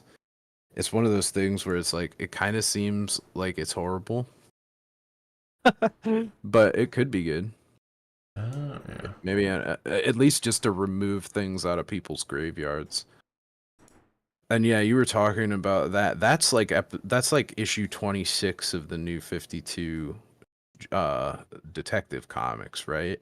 Because I know in the very first issue of Detective Comics of the new 52, at the end of it is when you see Joker's face like nailed up on the wall. But then you said that he comes back later and gets his own face and like staples it back on. Yeah, it is. Yeah. It is very much like that. Which Uh, I mean is super cool. I mean, you can. I think. but look at the pupils. Yeah, actually, I think the someone the took black a the little black eyes. inspiration here. Yeah, the black eyes, the green pupils, the face. Linder was reading a new 52, maybe. Yeah, I don't know. Yeah, I don't Well, know. no, it's not like I think it's a ripoff or anything. I just think it's an homage to They might me. be an homage, yeah. But yeah, and even look at his lips. Can I zoom in? I wish I could just zoom in on this a little more, but he's got like the red lips. Even it looks like. Yeah, I mean, it I could think be. we just got the Joker. Maybe I'll make Listen, this a best. if they want to make like a Suicide Squad assassin Joker situation, I'm here for it. Now, I also sent you Savor Bloodshed. Man, I, I don't know I don't know who is getting horny at LSS, but they've they're really getting less shy over there, I think. Oh yeah, yeah. I'm a fan of this. Um, yeah, there's some interesting art coming out. I honestly would say I didn't expect it. I thought that, well, I don't know. Ladies To like a pretty me, this lady, is but like one of the most risque cards they've ever printed because them fangs is hanging out. yeah, Which I'm not trying to be a prude. It's just like I didn't really expect this from them. I didn't either. Yeah, I would say I wasn't either. But then we also actually I didn't save this one, but we're gonna bring up the weird fetish shark card. The leapfrog, the thing that I didn't even realize was a fetish. Apparently, we're gonna talk about armpit fetishes next. Yeah, I don't know. I don't want to get into it too much because it's weird. It's really It's weird to for me. every single person that really likes the frog girl from My Hero Academia. Oh yeah, yeah. Actually, uh, I hmm. I think Dan Schneider just ruined a lot of stuff for me at this point. Is this it? I really wish it would show me previews. No, that's not it. Uh, what the heck did I just save it as? Oh, it's 169. Oh, jeez. Okay. 169. Okay. That is just and very funnily enough, the first picture when I was looking at like the weird elbow pose, what the armpit fetish pose was this exact pose. Uh Which to me, dude, some I people don't even see this as an armpit pose. I always thought oh that no, this was like a that's pose that like makes the chest look good. You know what I mean? yeah. Well, for a guy will sometimes do that to show off their wings. Um Oh, but like a girl, like boom, like arm puts out. This is I don't know. I don't you spend too much time in the underbelly because I just I thought that do. I was like, hey, you like this one, right? Because it's like a VTuber looking anime girl, and that's just sort of your vibe sometimes. But then you're like, I don't like armpits, and I'm like, that's a weird thing to focus on by default. It's not even as much the fact that it's weird armpit fetish art. It's the that people are getting way too comfortable inserting their weird fetishes into like kids cartoons and games Good and thing this is like 16 plus. I mean, it is, but like I think yeah, I was telling you like Dan Schneider I think was where it first became apparent because there turns out Dan Schneider's super into girl feet, and when you go back and watch his old Nickelodeon shows, all those like really young girls are just always taking out their bare feet, Oh and yeah, they're like yeah like Ariana Grande did so many interviews, and like I was aged out of Nickelodeon by the time she was actually on and doing any of her shows, so I never yeah. saw any of it. But I watched the Netflix thing, and they talked about it, and then I saw some of the clips of like the stuff that was in these shows, and I'm like, how the how how did nobody go like is there something weird going on here? I mean, I guess obviously they did because there was eventually, but Yeah. that shit went on for a while. Yeah. And that's just one of those things, it's kind of like Wilhelm screens where once you're aware of it, you can't not see it sometimes. And so now Now we need to find loss. oh yeah. You find loss everywhere. I don't want to toss loss in anything I do. But the yeah, no, this is just it's just one of those things where I'm just like, oh, oh, some creepy guy can't keep his fetishes to himself. He thinks he's being clever. And now we're seeing it. So I mean otherwise, Well, I to be mean fair, we didn't think anybody was ever being clever about the feet stuff, so they don't think they're being clever now. I'm not trying to shame it. I'm more just pointing it out, like the last card art that we talked about, the Savor Bloodshed. That card's awesome. That shit's going in the deck. I'm buying 3 copies of that day one. I don't hate it. I just am surprised. yeah, I'm also not sure what we're supposed to be looking at. Like this is leapfrog vocal sack, but Yeah, we got to get the cold foil so that we can tell which part is actually the vocal sac I mean it's because supposed to be a headpiece, and I almost thought like those the little frog head thingy, but no, I think we're gonna see the pauldrons emphasizing her armpits in the gold foil. It's here's one thing that I need to figure out because I mean there's only how many cards have we seen that are actually chaos talented? Is it just Spurlocked in the Fable? Yeah.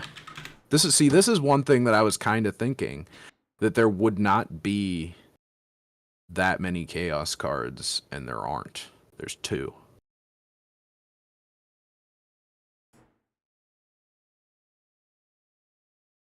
Which basically says to me that they wanted a way to like make these ones different, but maybe not too different, because this talent does almost nothing.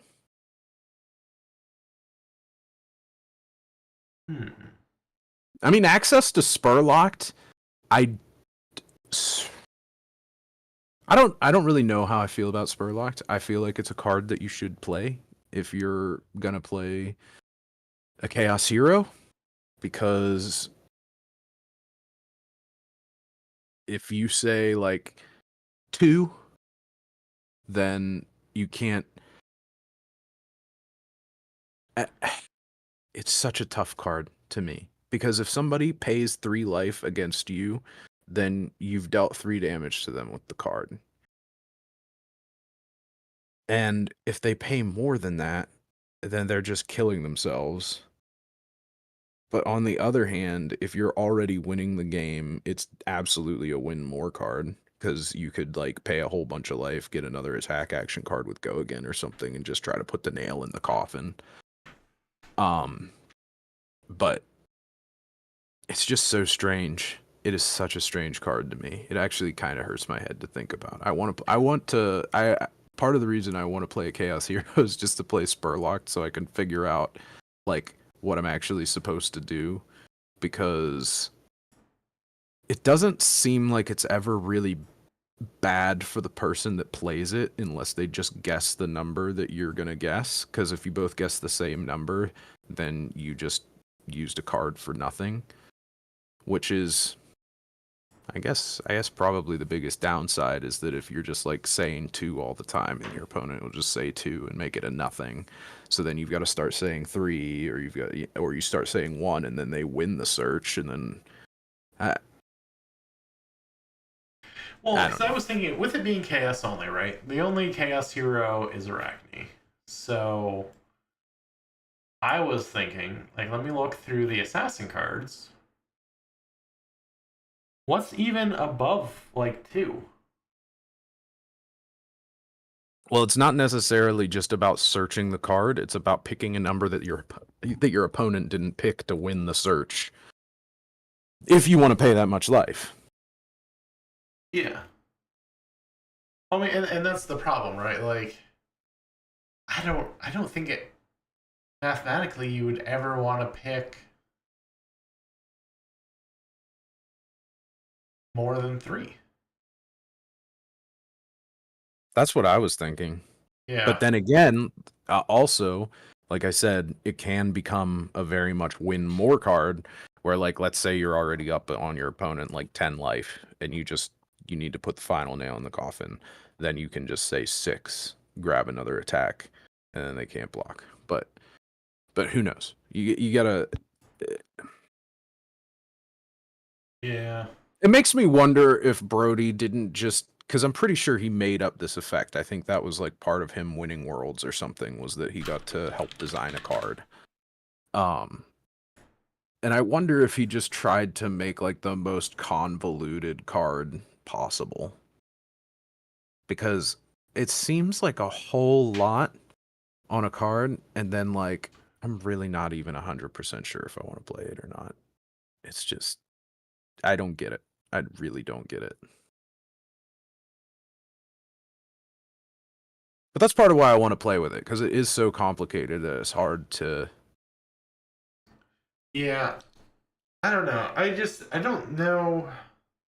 Because I really do have very similar thoughts to you on it. That if you like, a card should be worth about 3 life because it blocks 3 or does 3, etc. So you don't really want to pay more than 3 life here. But then you also have the mind game of, if you pick the same number, the card does absolutely nothing, which is horrible. Yeah. Well, I know if two's the number, because if you pick 3, the lowest they can pick is 1, right? Isn't the wait? Oh, wait a second. What, did I misread that card? Wait a sec. I believe you have. Oh, I did. I thought it was the difference. Okay, never mind. Well, Nope. then, yeah. Well, I guess maybe still three. Just, I mean, that covers three is the opportunity to choose 3 life to pick any card in your deck. Likely. Yeah. But then if they pick 3 because they know that because eventually everybody is going to know, like, oh, what's the optimal number? Like somebody does the math and, maybe you and I just our gut feeling of optimal number is 3. So like, do Arachnes have to say 4? I feel like I read something somewhere against like a certain hero, you can just pick 2 because they can't afford to pay anything against you or something like that. Oh, it's anybody that maybe wants to do a stack because they won't want to shuffle their deck. So then you could just pick like 2 or something.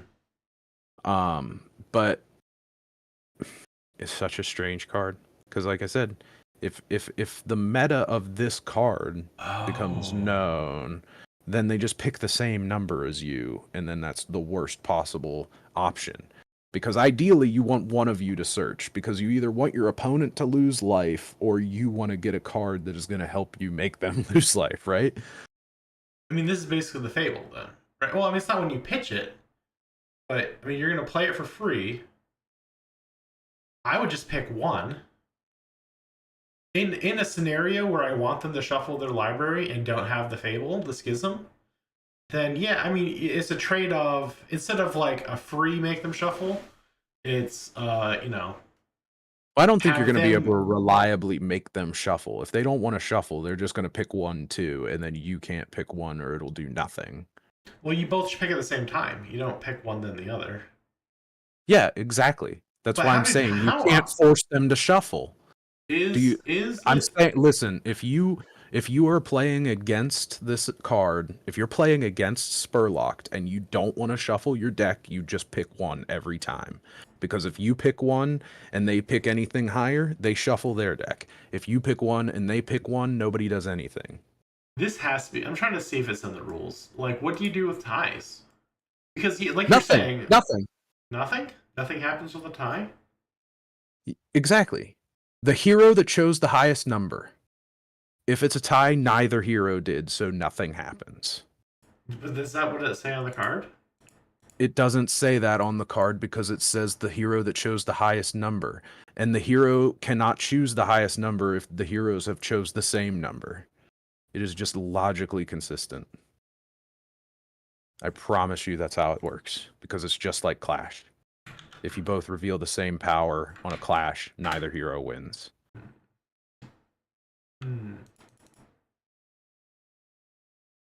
Interesting. I mean, that's the one part that I'm very sure about.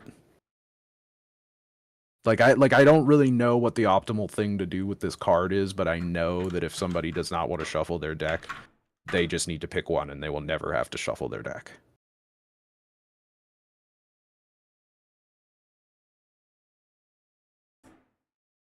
Interesting.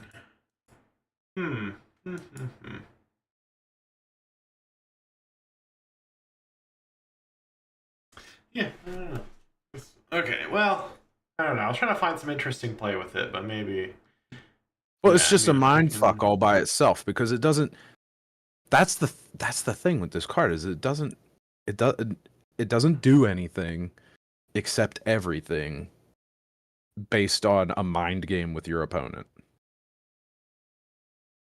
It's wild. I mean, I can see. It's pretty cool. I mean, if I was Brody, I'd be super proud of that, which I'm sure he is. And the funniest part was I saw him post on Blue Sky this morning. His first pack he opened this card.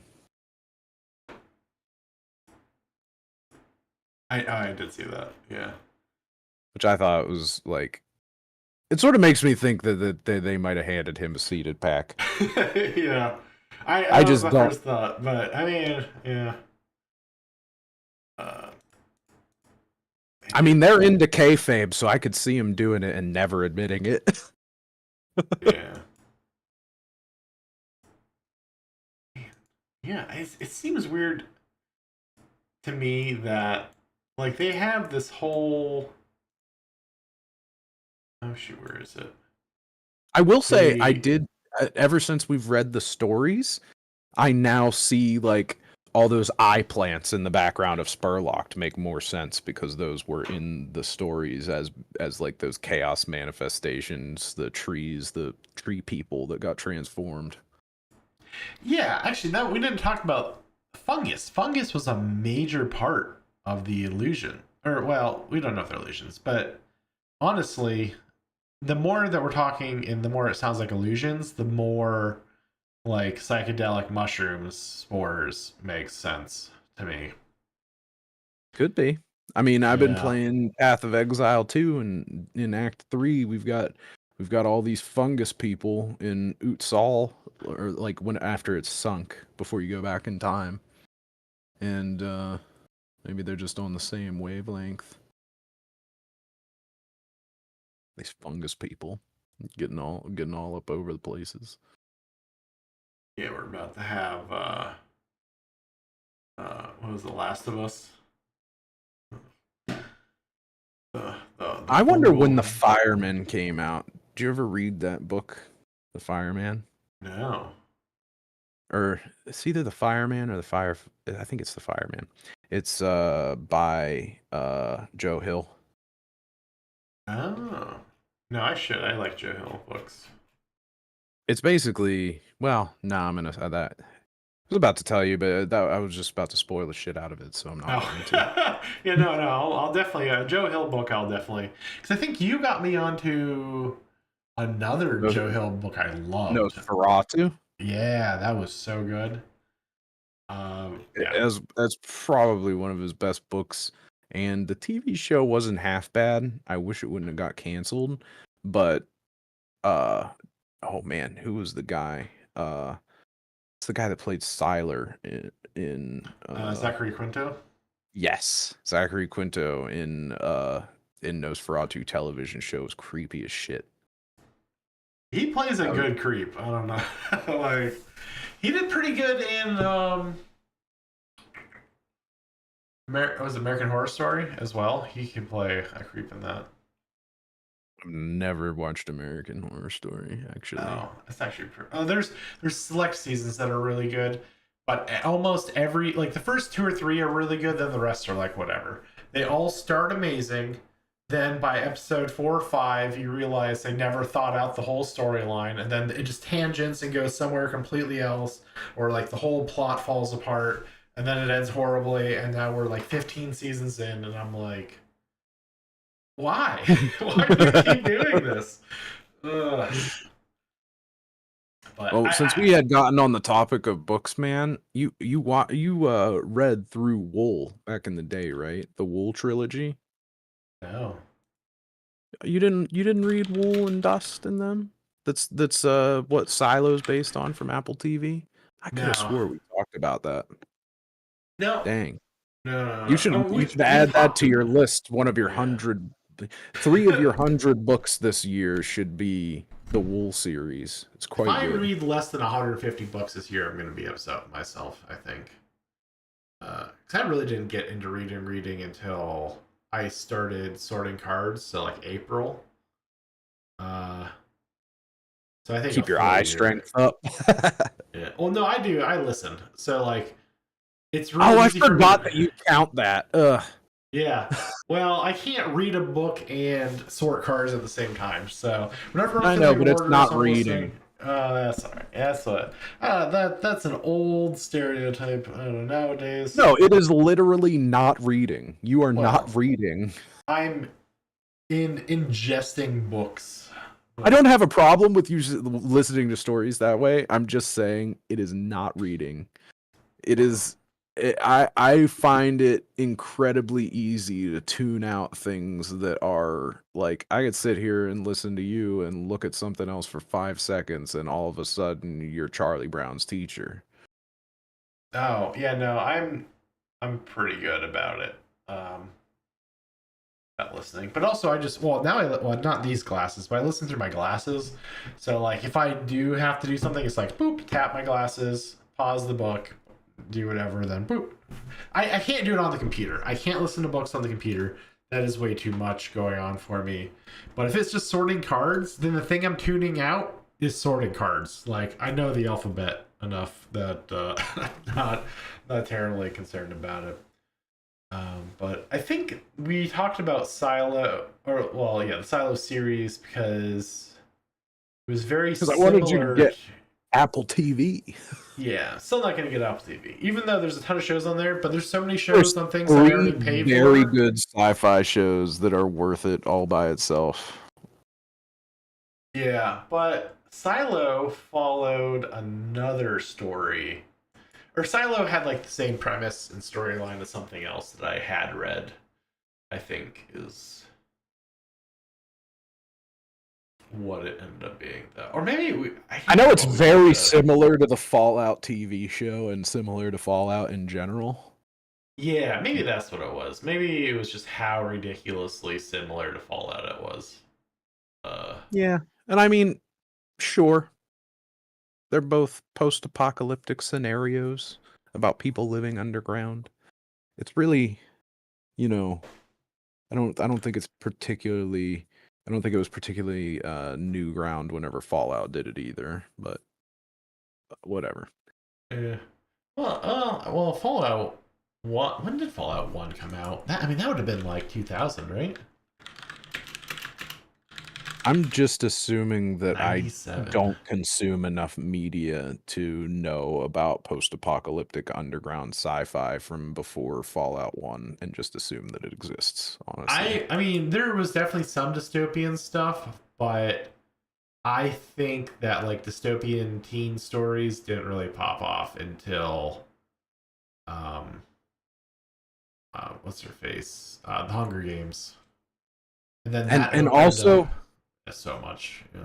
I will say if you go hard into the Fallout lore and then you go into the Silo lore, they're not the same. Yeah, there's the same premise. I mean, but that's sometimes fine, right? Like, I mean, I read lit RPG. It's literally the same premise for like every single book. I would say the slight difference that is that in Fallout, the idea that the people in the vaults can like leave and then they still are like okay when they go outside, it sort of has that, like, you still have like that, oh, you've got a chance, you just go outside and then you become a ghoul or whatever. Like, it's got all that cartoony shit in it. In Silo, if you go outside, you just die. Everything.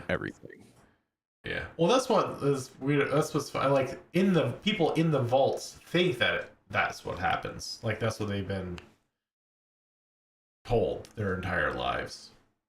Like, oh, you step foot. That's why like their punishment sort of like sentence them to death is going out the vault. So yeah. So the idea of immediately exiting the vault and just dying is. And I mean, who knows if it's a lie? You know, it could be a lie. Just like it was in Fallout. There was another book that had a crazy lie like that. The Giver, maybe? Oh, The Giver was interesting. That was a good book. But I got made to read that like in middle school. Yeah. But anyway, it's not a book cast. Sorry. We I didn't want to tangent. We're already past our 2 hours, so I mean, I get it's not a book cast, but I mean, it's still a podcast about us, and we talk about this shit. So we do talk about books a lot. I'm really annoyed. Okay, the website annoys me on many points. I'm gonna gripe about the Flesh which and Blood website? Oh, FabTCG.com. FabTCG.com. James, I know you're listening, so talk to the teams about this. The you don't update your things fast enough.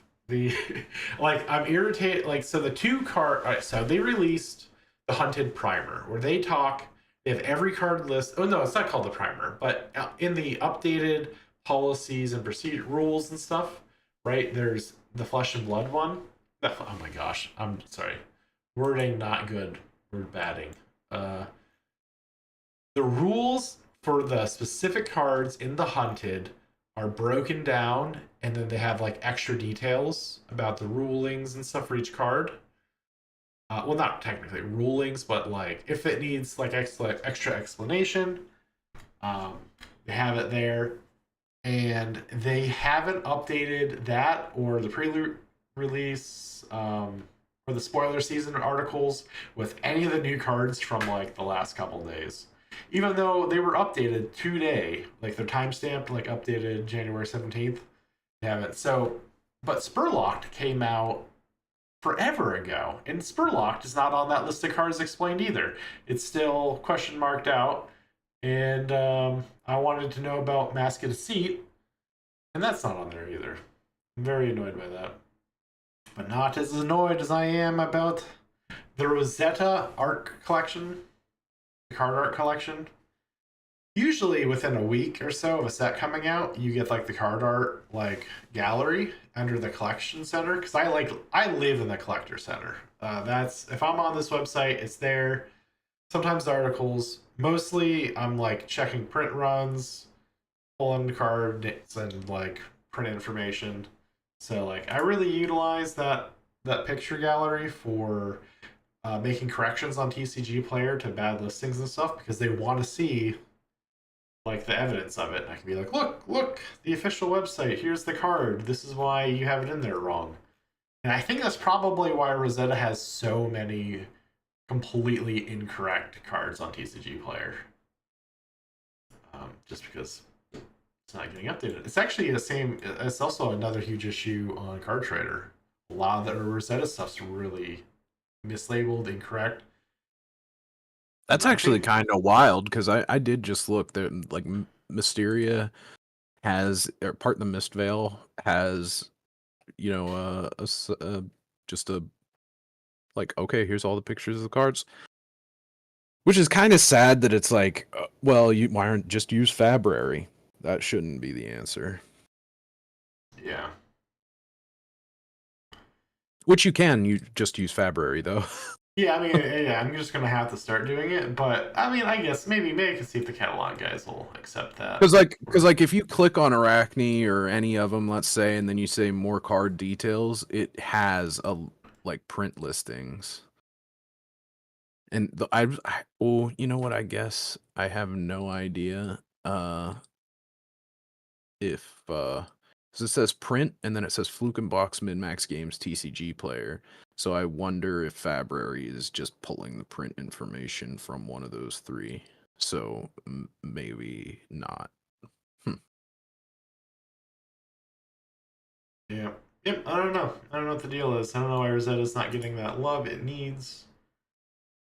Because I would really like to just spend a day and clean up TCG Player. Like, draft a giant email, send it off to the catalog team, and get it all fixed up. Yeah, I don't know. And then, like, even when the BlitzTech stuff came out, half the stuff still doesn't show an update. It's still question marks and, like, grayed out images and stuff.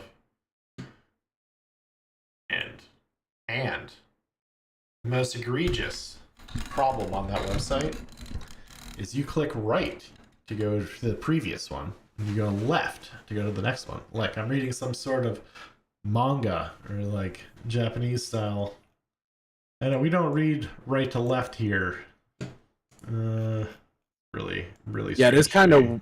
Well, I think the reason now that I'm looking at it, because you did point it out the other day, I think the reason that next is to the left and previous is to the right. Let me make sure these dates make sense before I just say it. Yeah, so like if you like I'm looking at rules replies 24 and then it's January 14th and I hit previous to the right, then it's January 13th. And it makes sense if right is down and left is up when you're talking about like having the most recent at the top. So it sort of makes sense as long as you are thinking about it with the most recent being top to bottom instead of left or right. Well,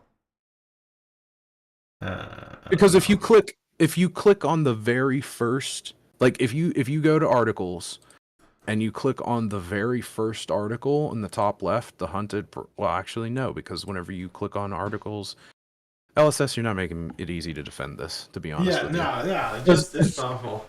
The Because actually, whenever you click the way that the articles are sorted are not by date, but they are sorted by date once you click into it and get to the previous and next situation.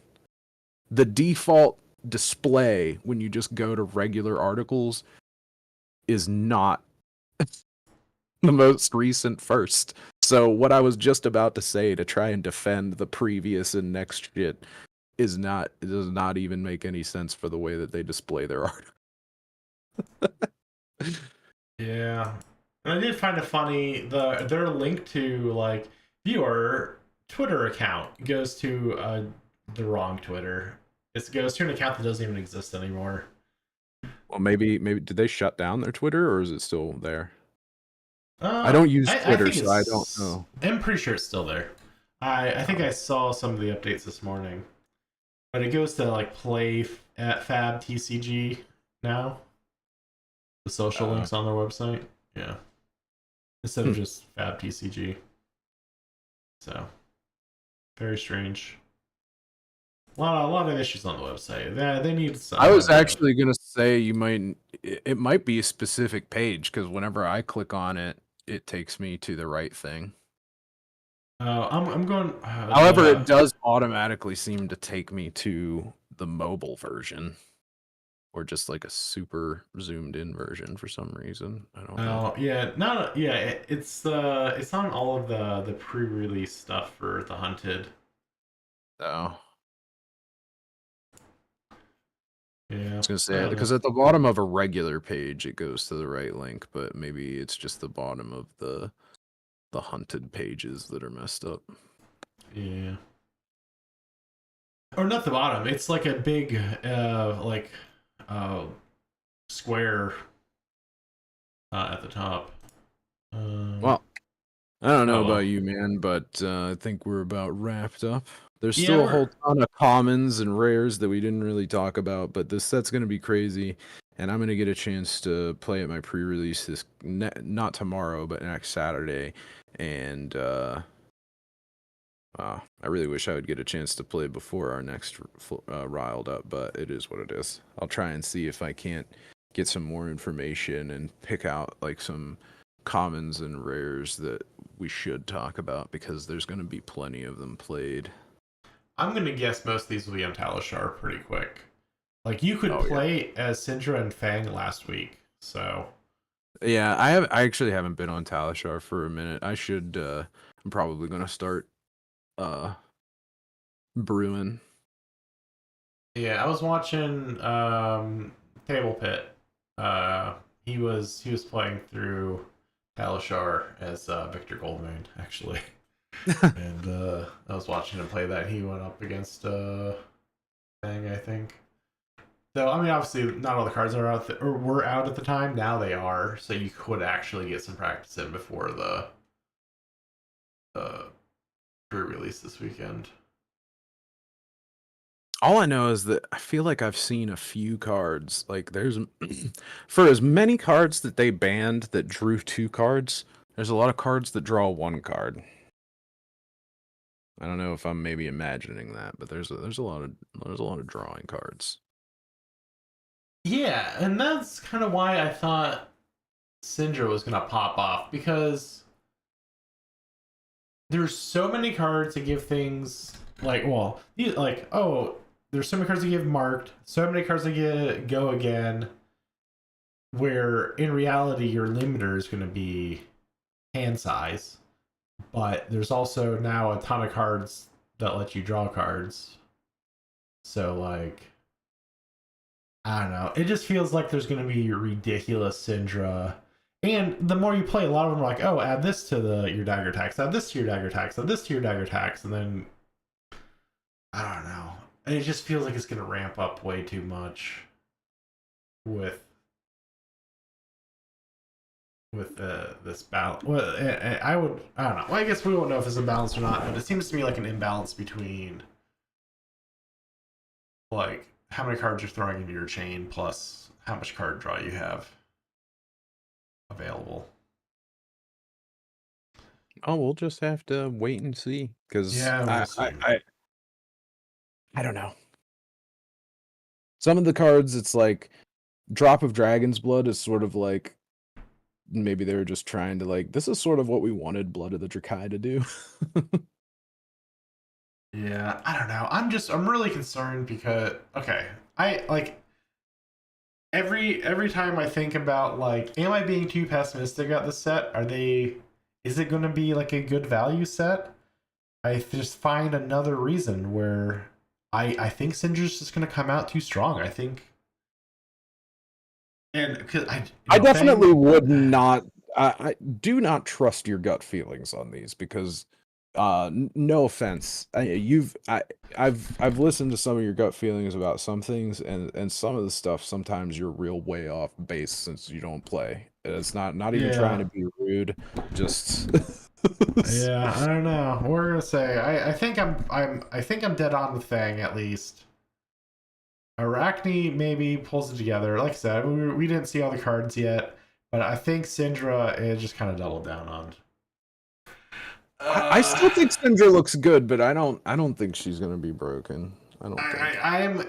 I'm expecting one ban within the first month because of her.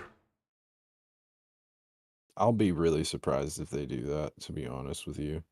Like, I mean, they had to, they knew, I don't know when they No. were developing the set, so I don't know. Yeah, well, that's why I'm also concerned because right there's an 18-month run between development and this, so they didn't realize how broken Zen was when they created these heroes.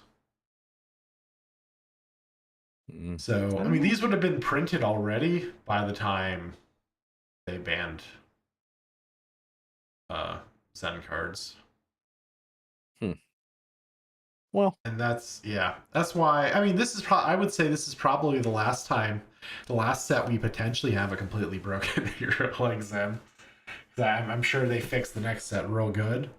But I just my don't know about that because to be honest with you, I feel like I feel like they were playing with fire with Zen, but they did it on purpose. The way that they talk about designing cards, I know like for as much as people get upset about power creep, there has to be power creep because there has to be spice because people have to be excited to open up the cards. So I think that they knowingly play with fire and they knowingly push these heroes, and you can tell because all three of the Mysteria heroes are up at the top. And I think they kind of tried with Rosetta, but it didn't quite make it. So I guess that's the only reason that I kind of feel like we don't really have to worry about it that much is because like Zen came out and then they did Rosetta and Rosetta didn't have any heroes that were nearly as strong as Zen. So like don't you think that we would have had a super strong like end of the world style hero cuz surprisingly nobody's calling for Aurora bans as good as she is. Maybe people are just like lulled into being okay with it because of her super sick flicker wisp go again arcane damage combo. There's literally no other deck that does the game like Aurora does. So it's like a fun deck to play, does something unique. Um I but mean Aurora has got neutered though too, right? Like and by what? Count Your Blessings, right? Was that not? Oh no, that was Enigma. That Sorry. was Enigma. Um. Well, wait a sec. Then what did Aurora hasn't been earning points, right? Aurora's been at 600 for the season. Oh, I guess the season ended, huh? When did the season end? I don't even know. All I know is I mean it's pretty hard for her to win games whenever Zen's winning them all. Yeah, I mean, I don't think she's gained points for 2 months now. So something happened that dropped her down. But I also think she I think what is. happened is people figured out that you could play wax on, wax off in Zen, and he's just a value powerhouse. Yeah. We're seeing a lot more Zans. Also, a lot more Viscerize, like, over the last couple of months. Viscerize is just a nasty deck. We talked about this earlier. Oh, yeah, we did. But that's why, yeah, I don't know. All I don't right, know. man. We'll see. All right. We'll call it here. Is that it? No catchphrase? Okay. Yes, you Oh, I figured you were gonna say more than we'll call it here, man. No, we're calling it here. I'm out. I'm out. Leapfrog you later, everybody. Hope you don't get stuck in any armpits.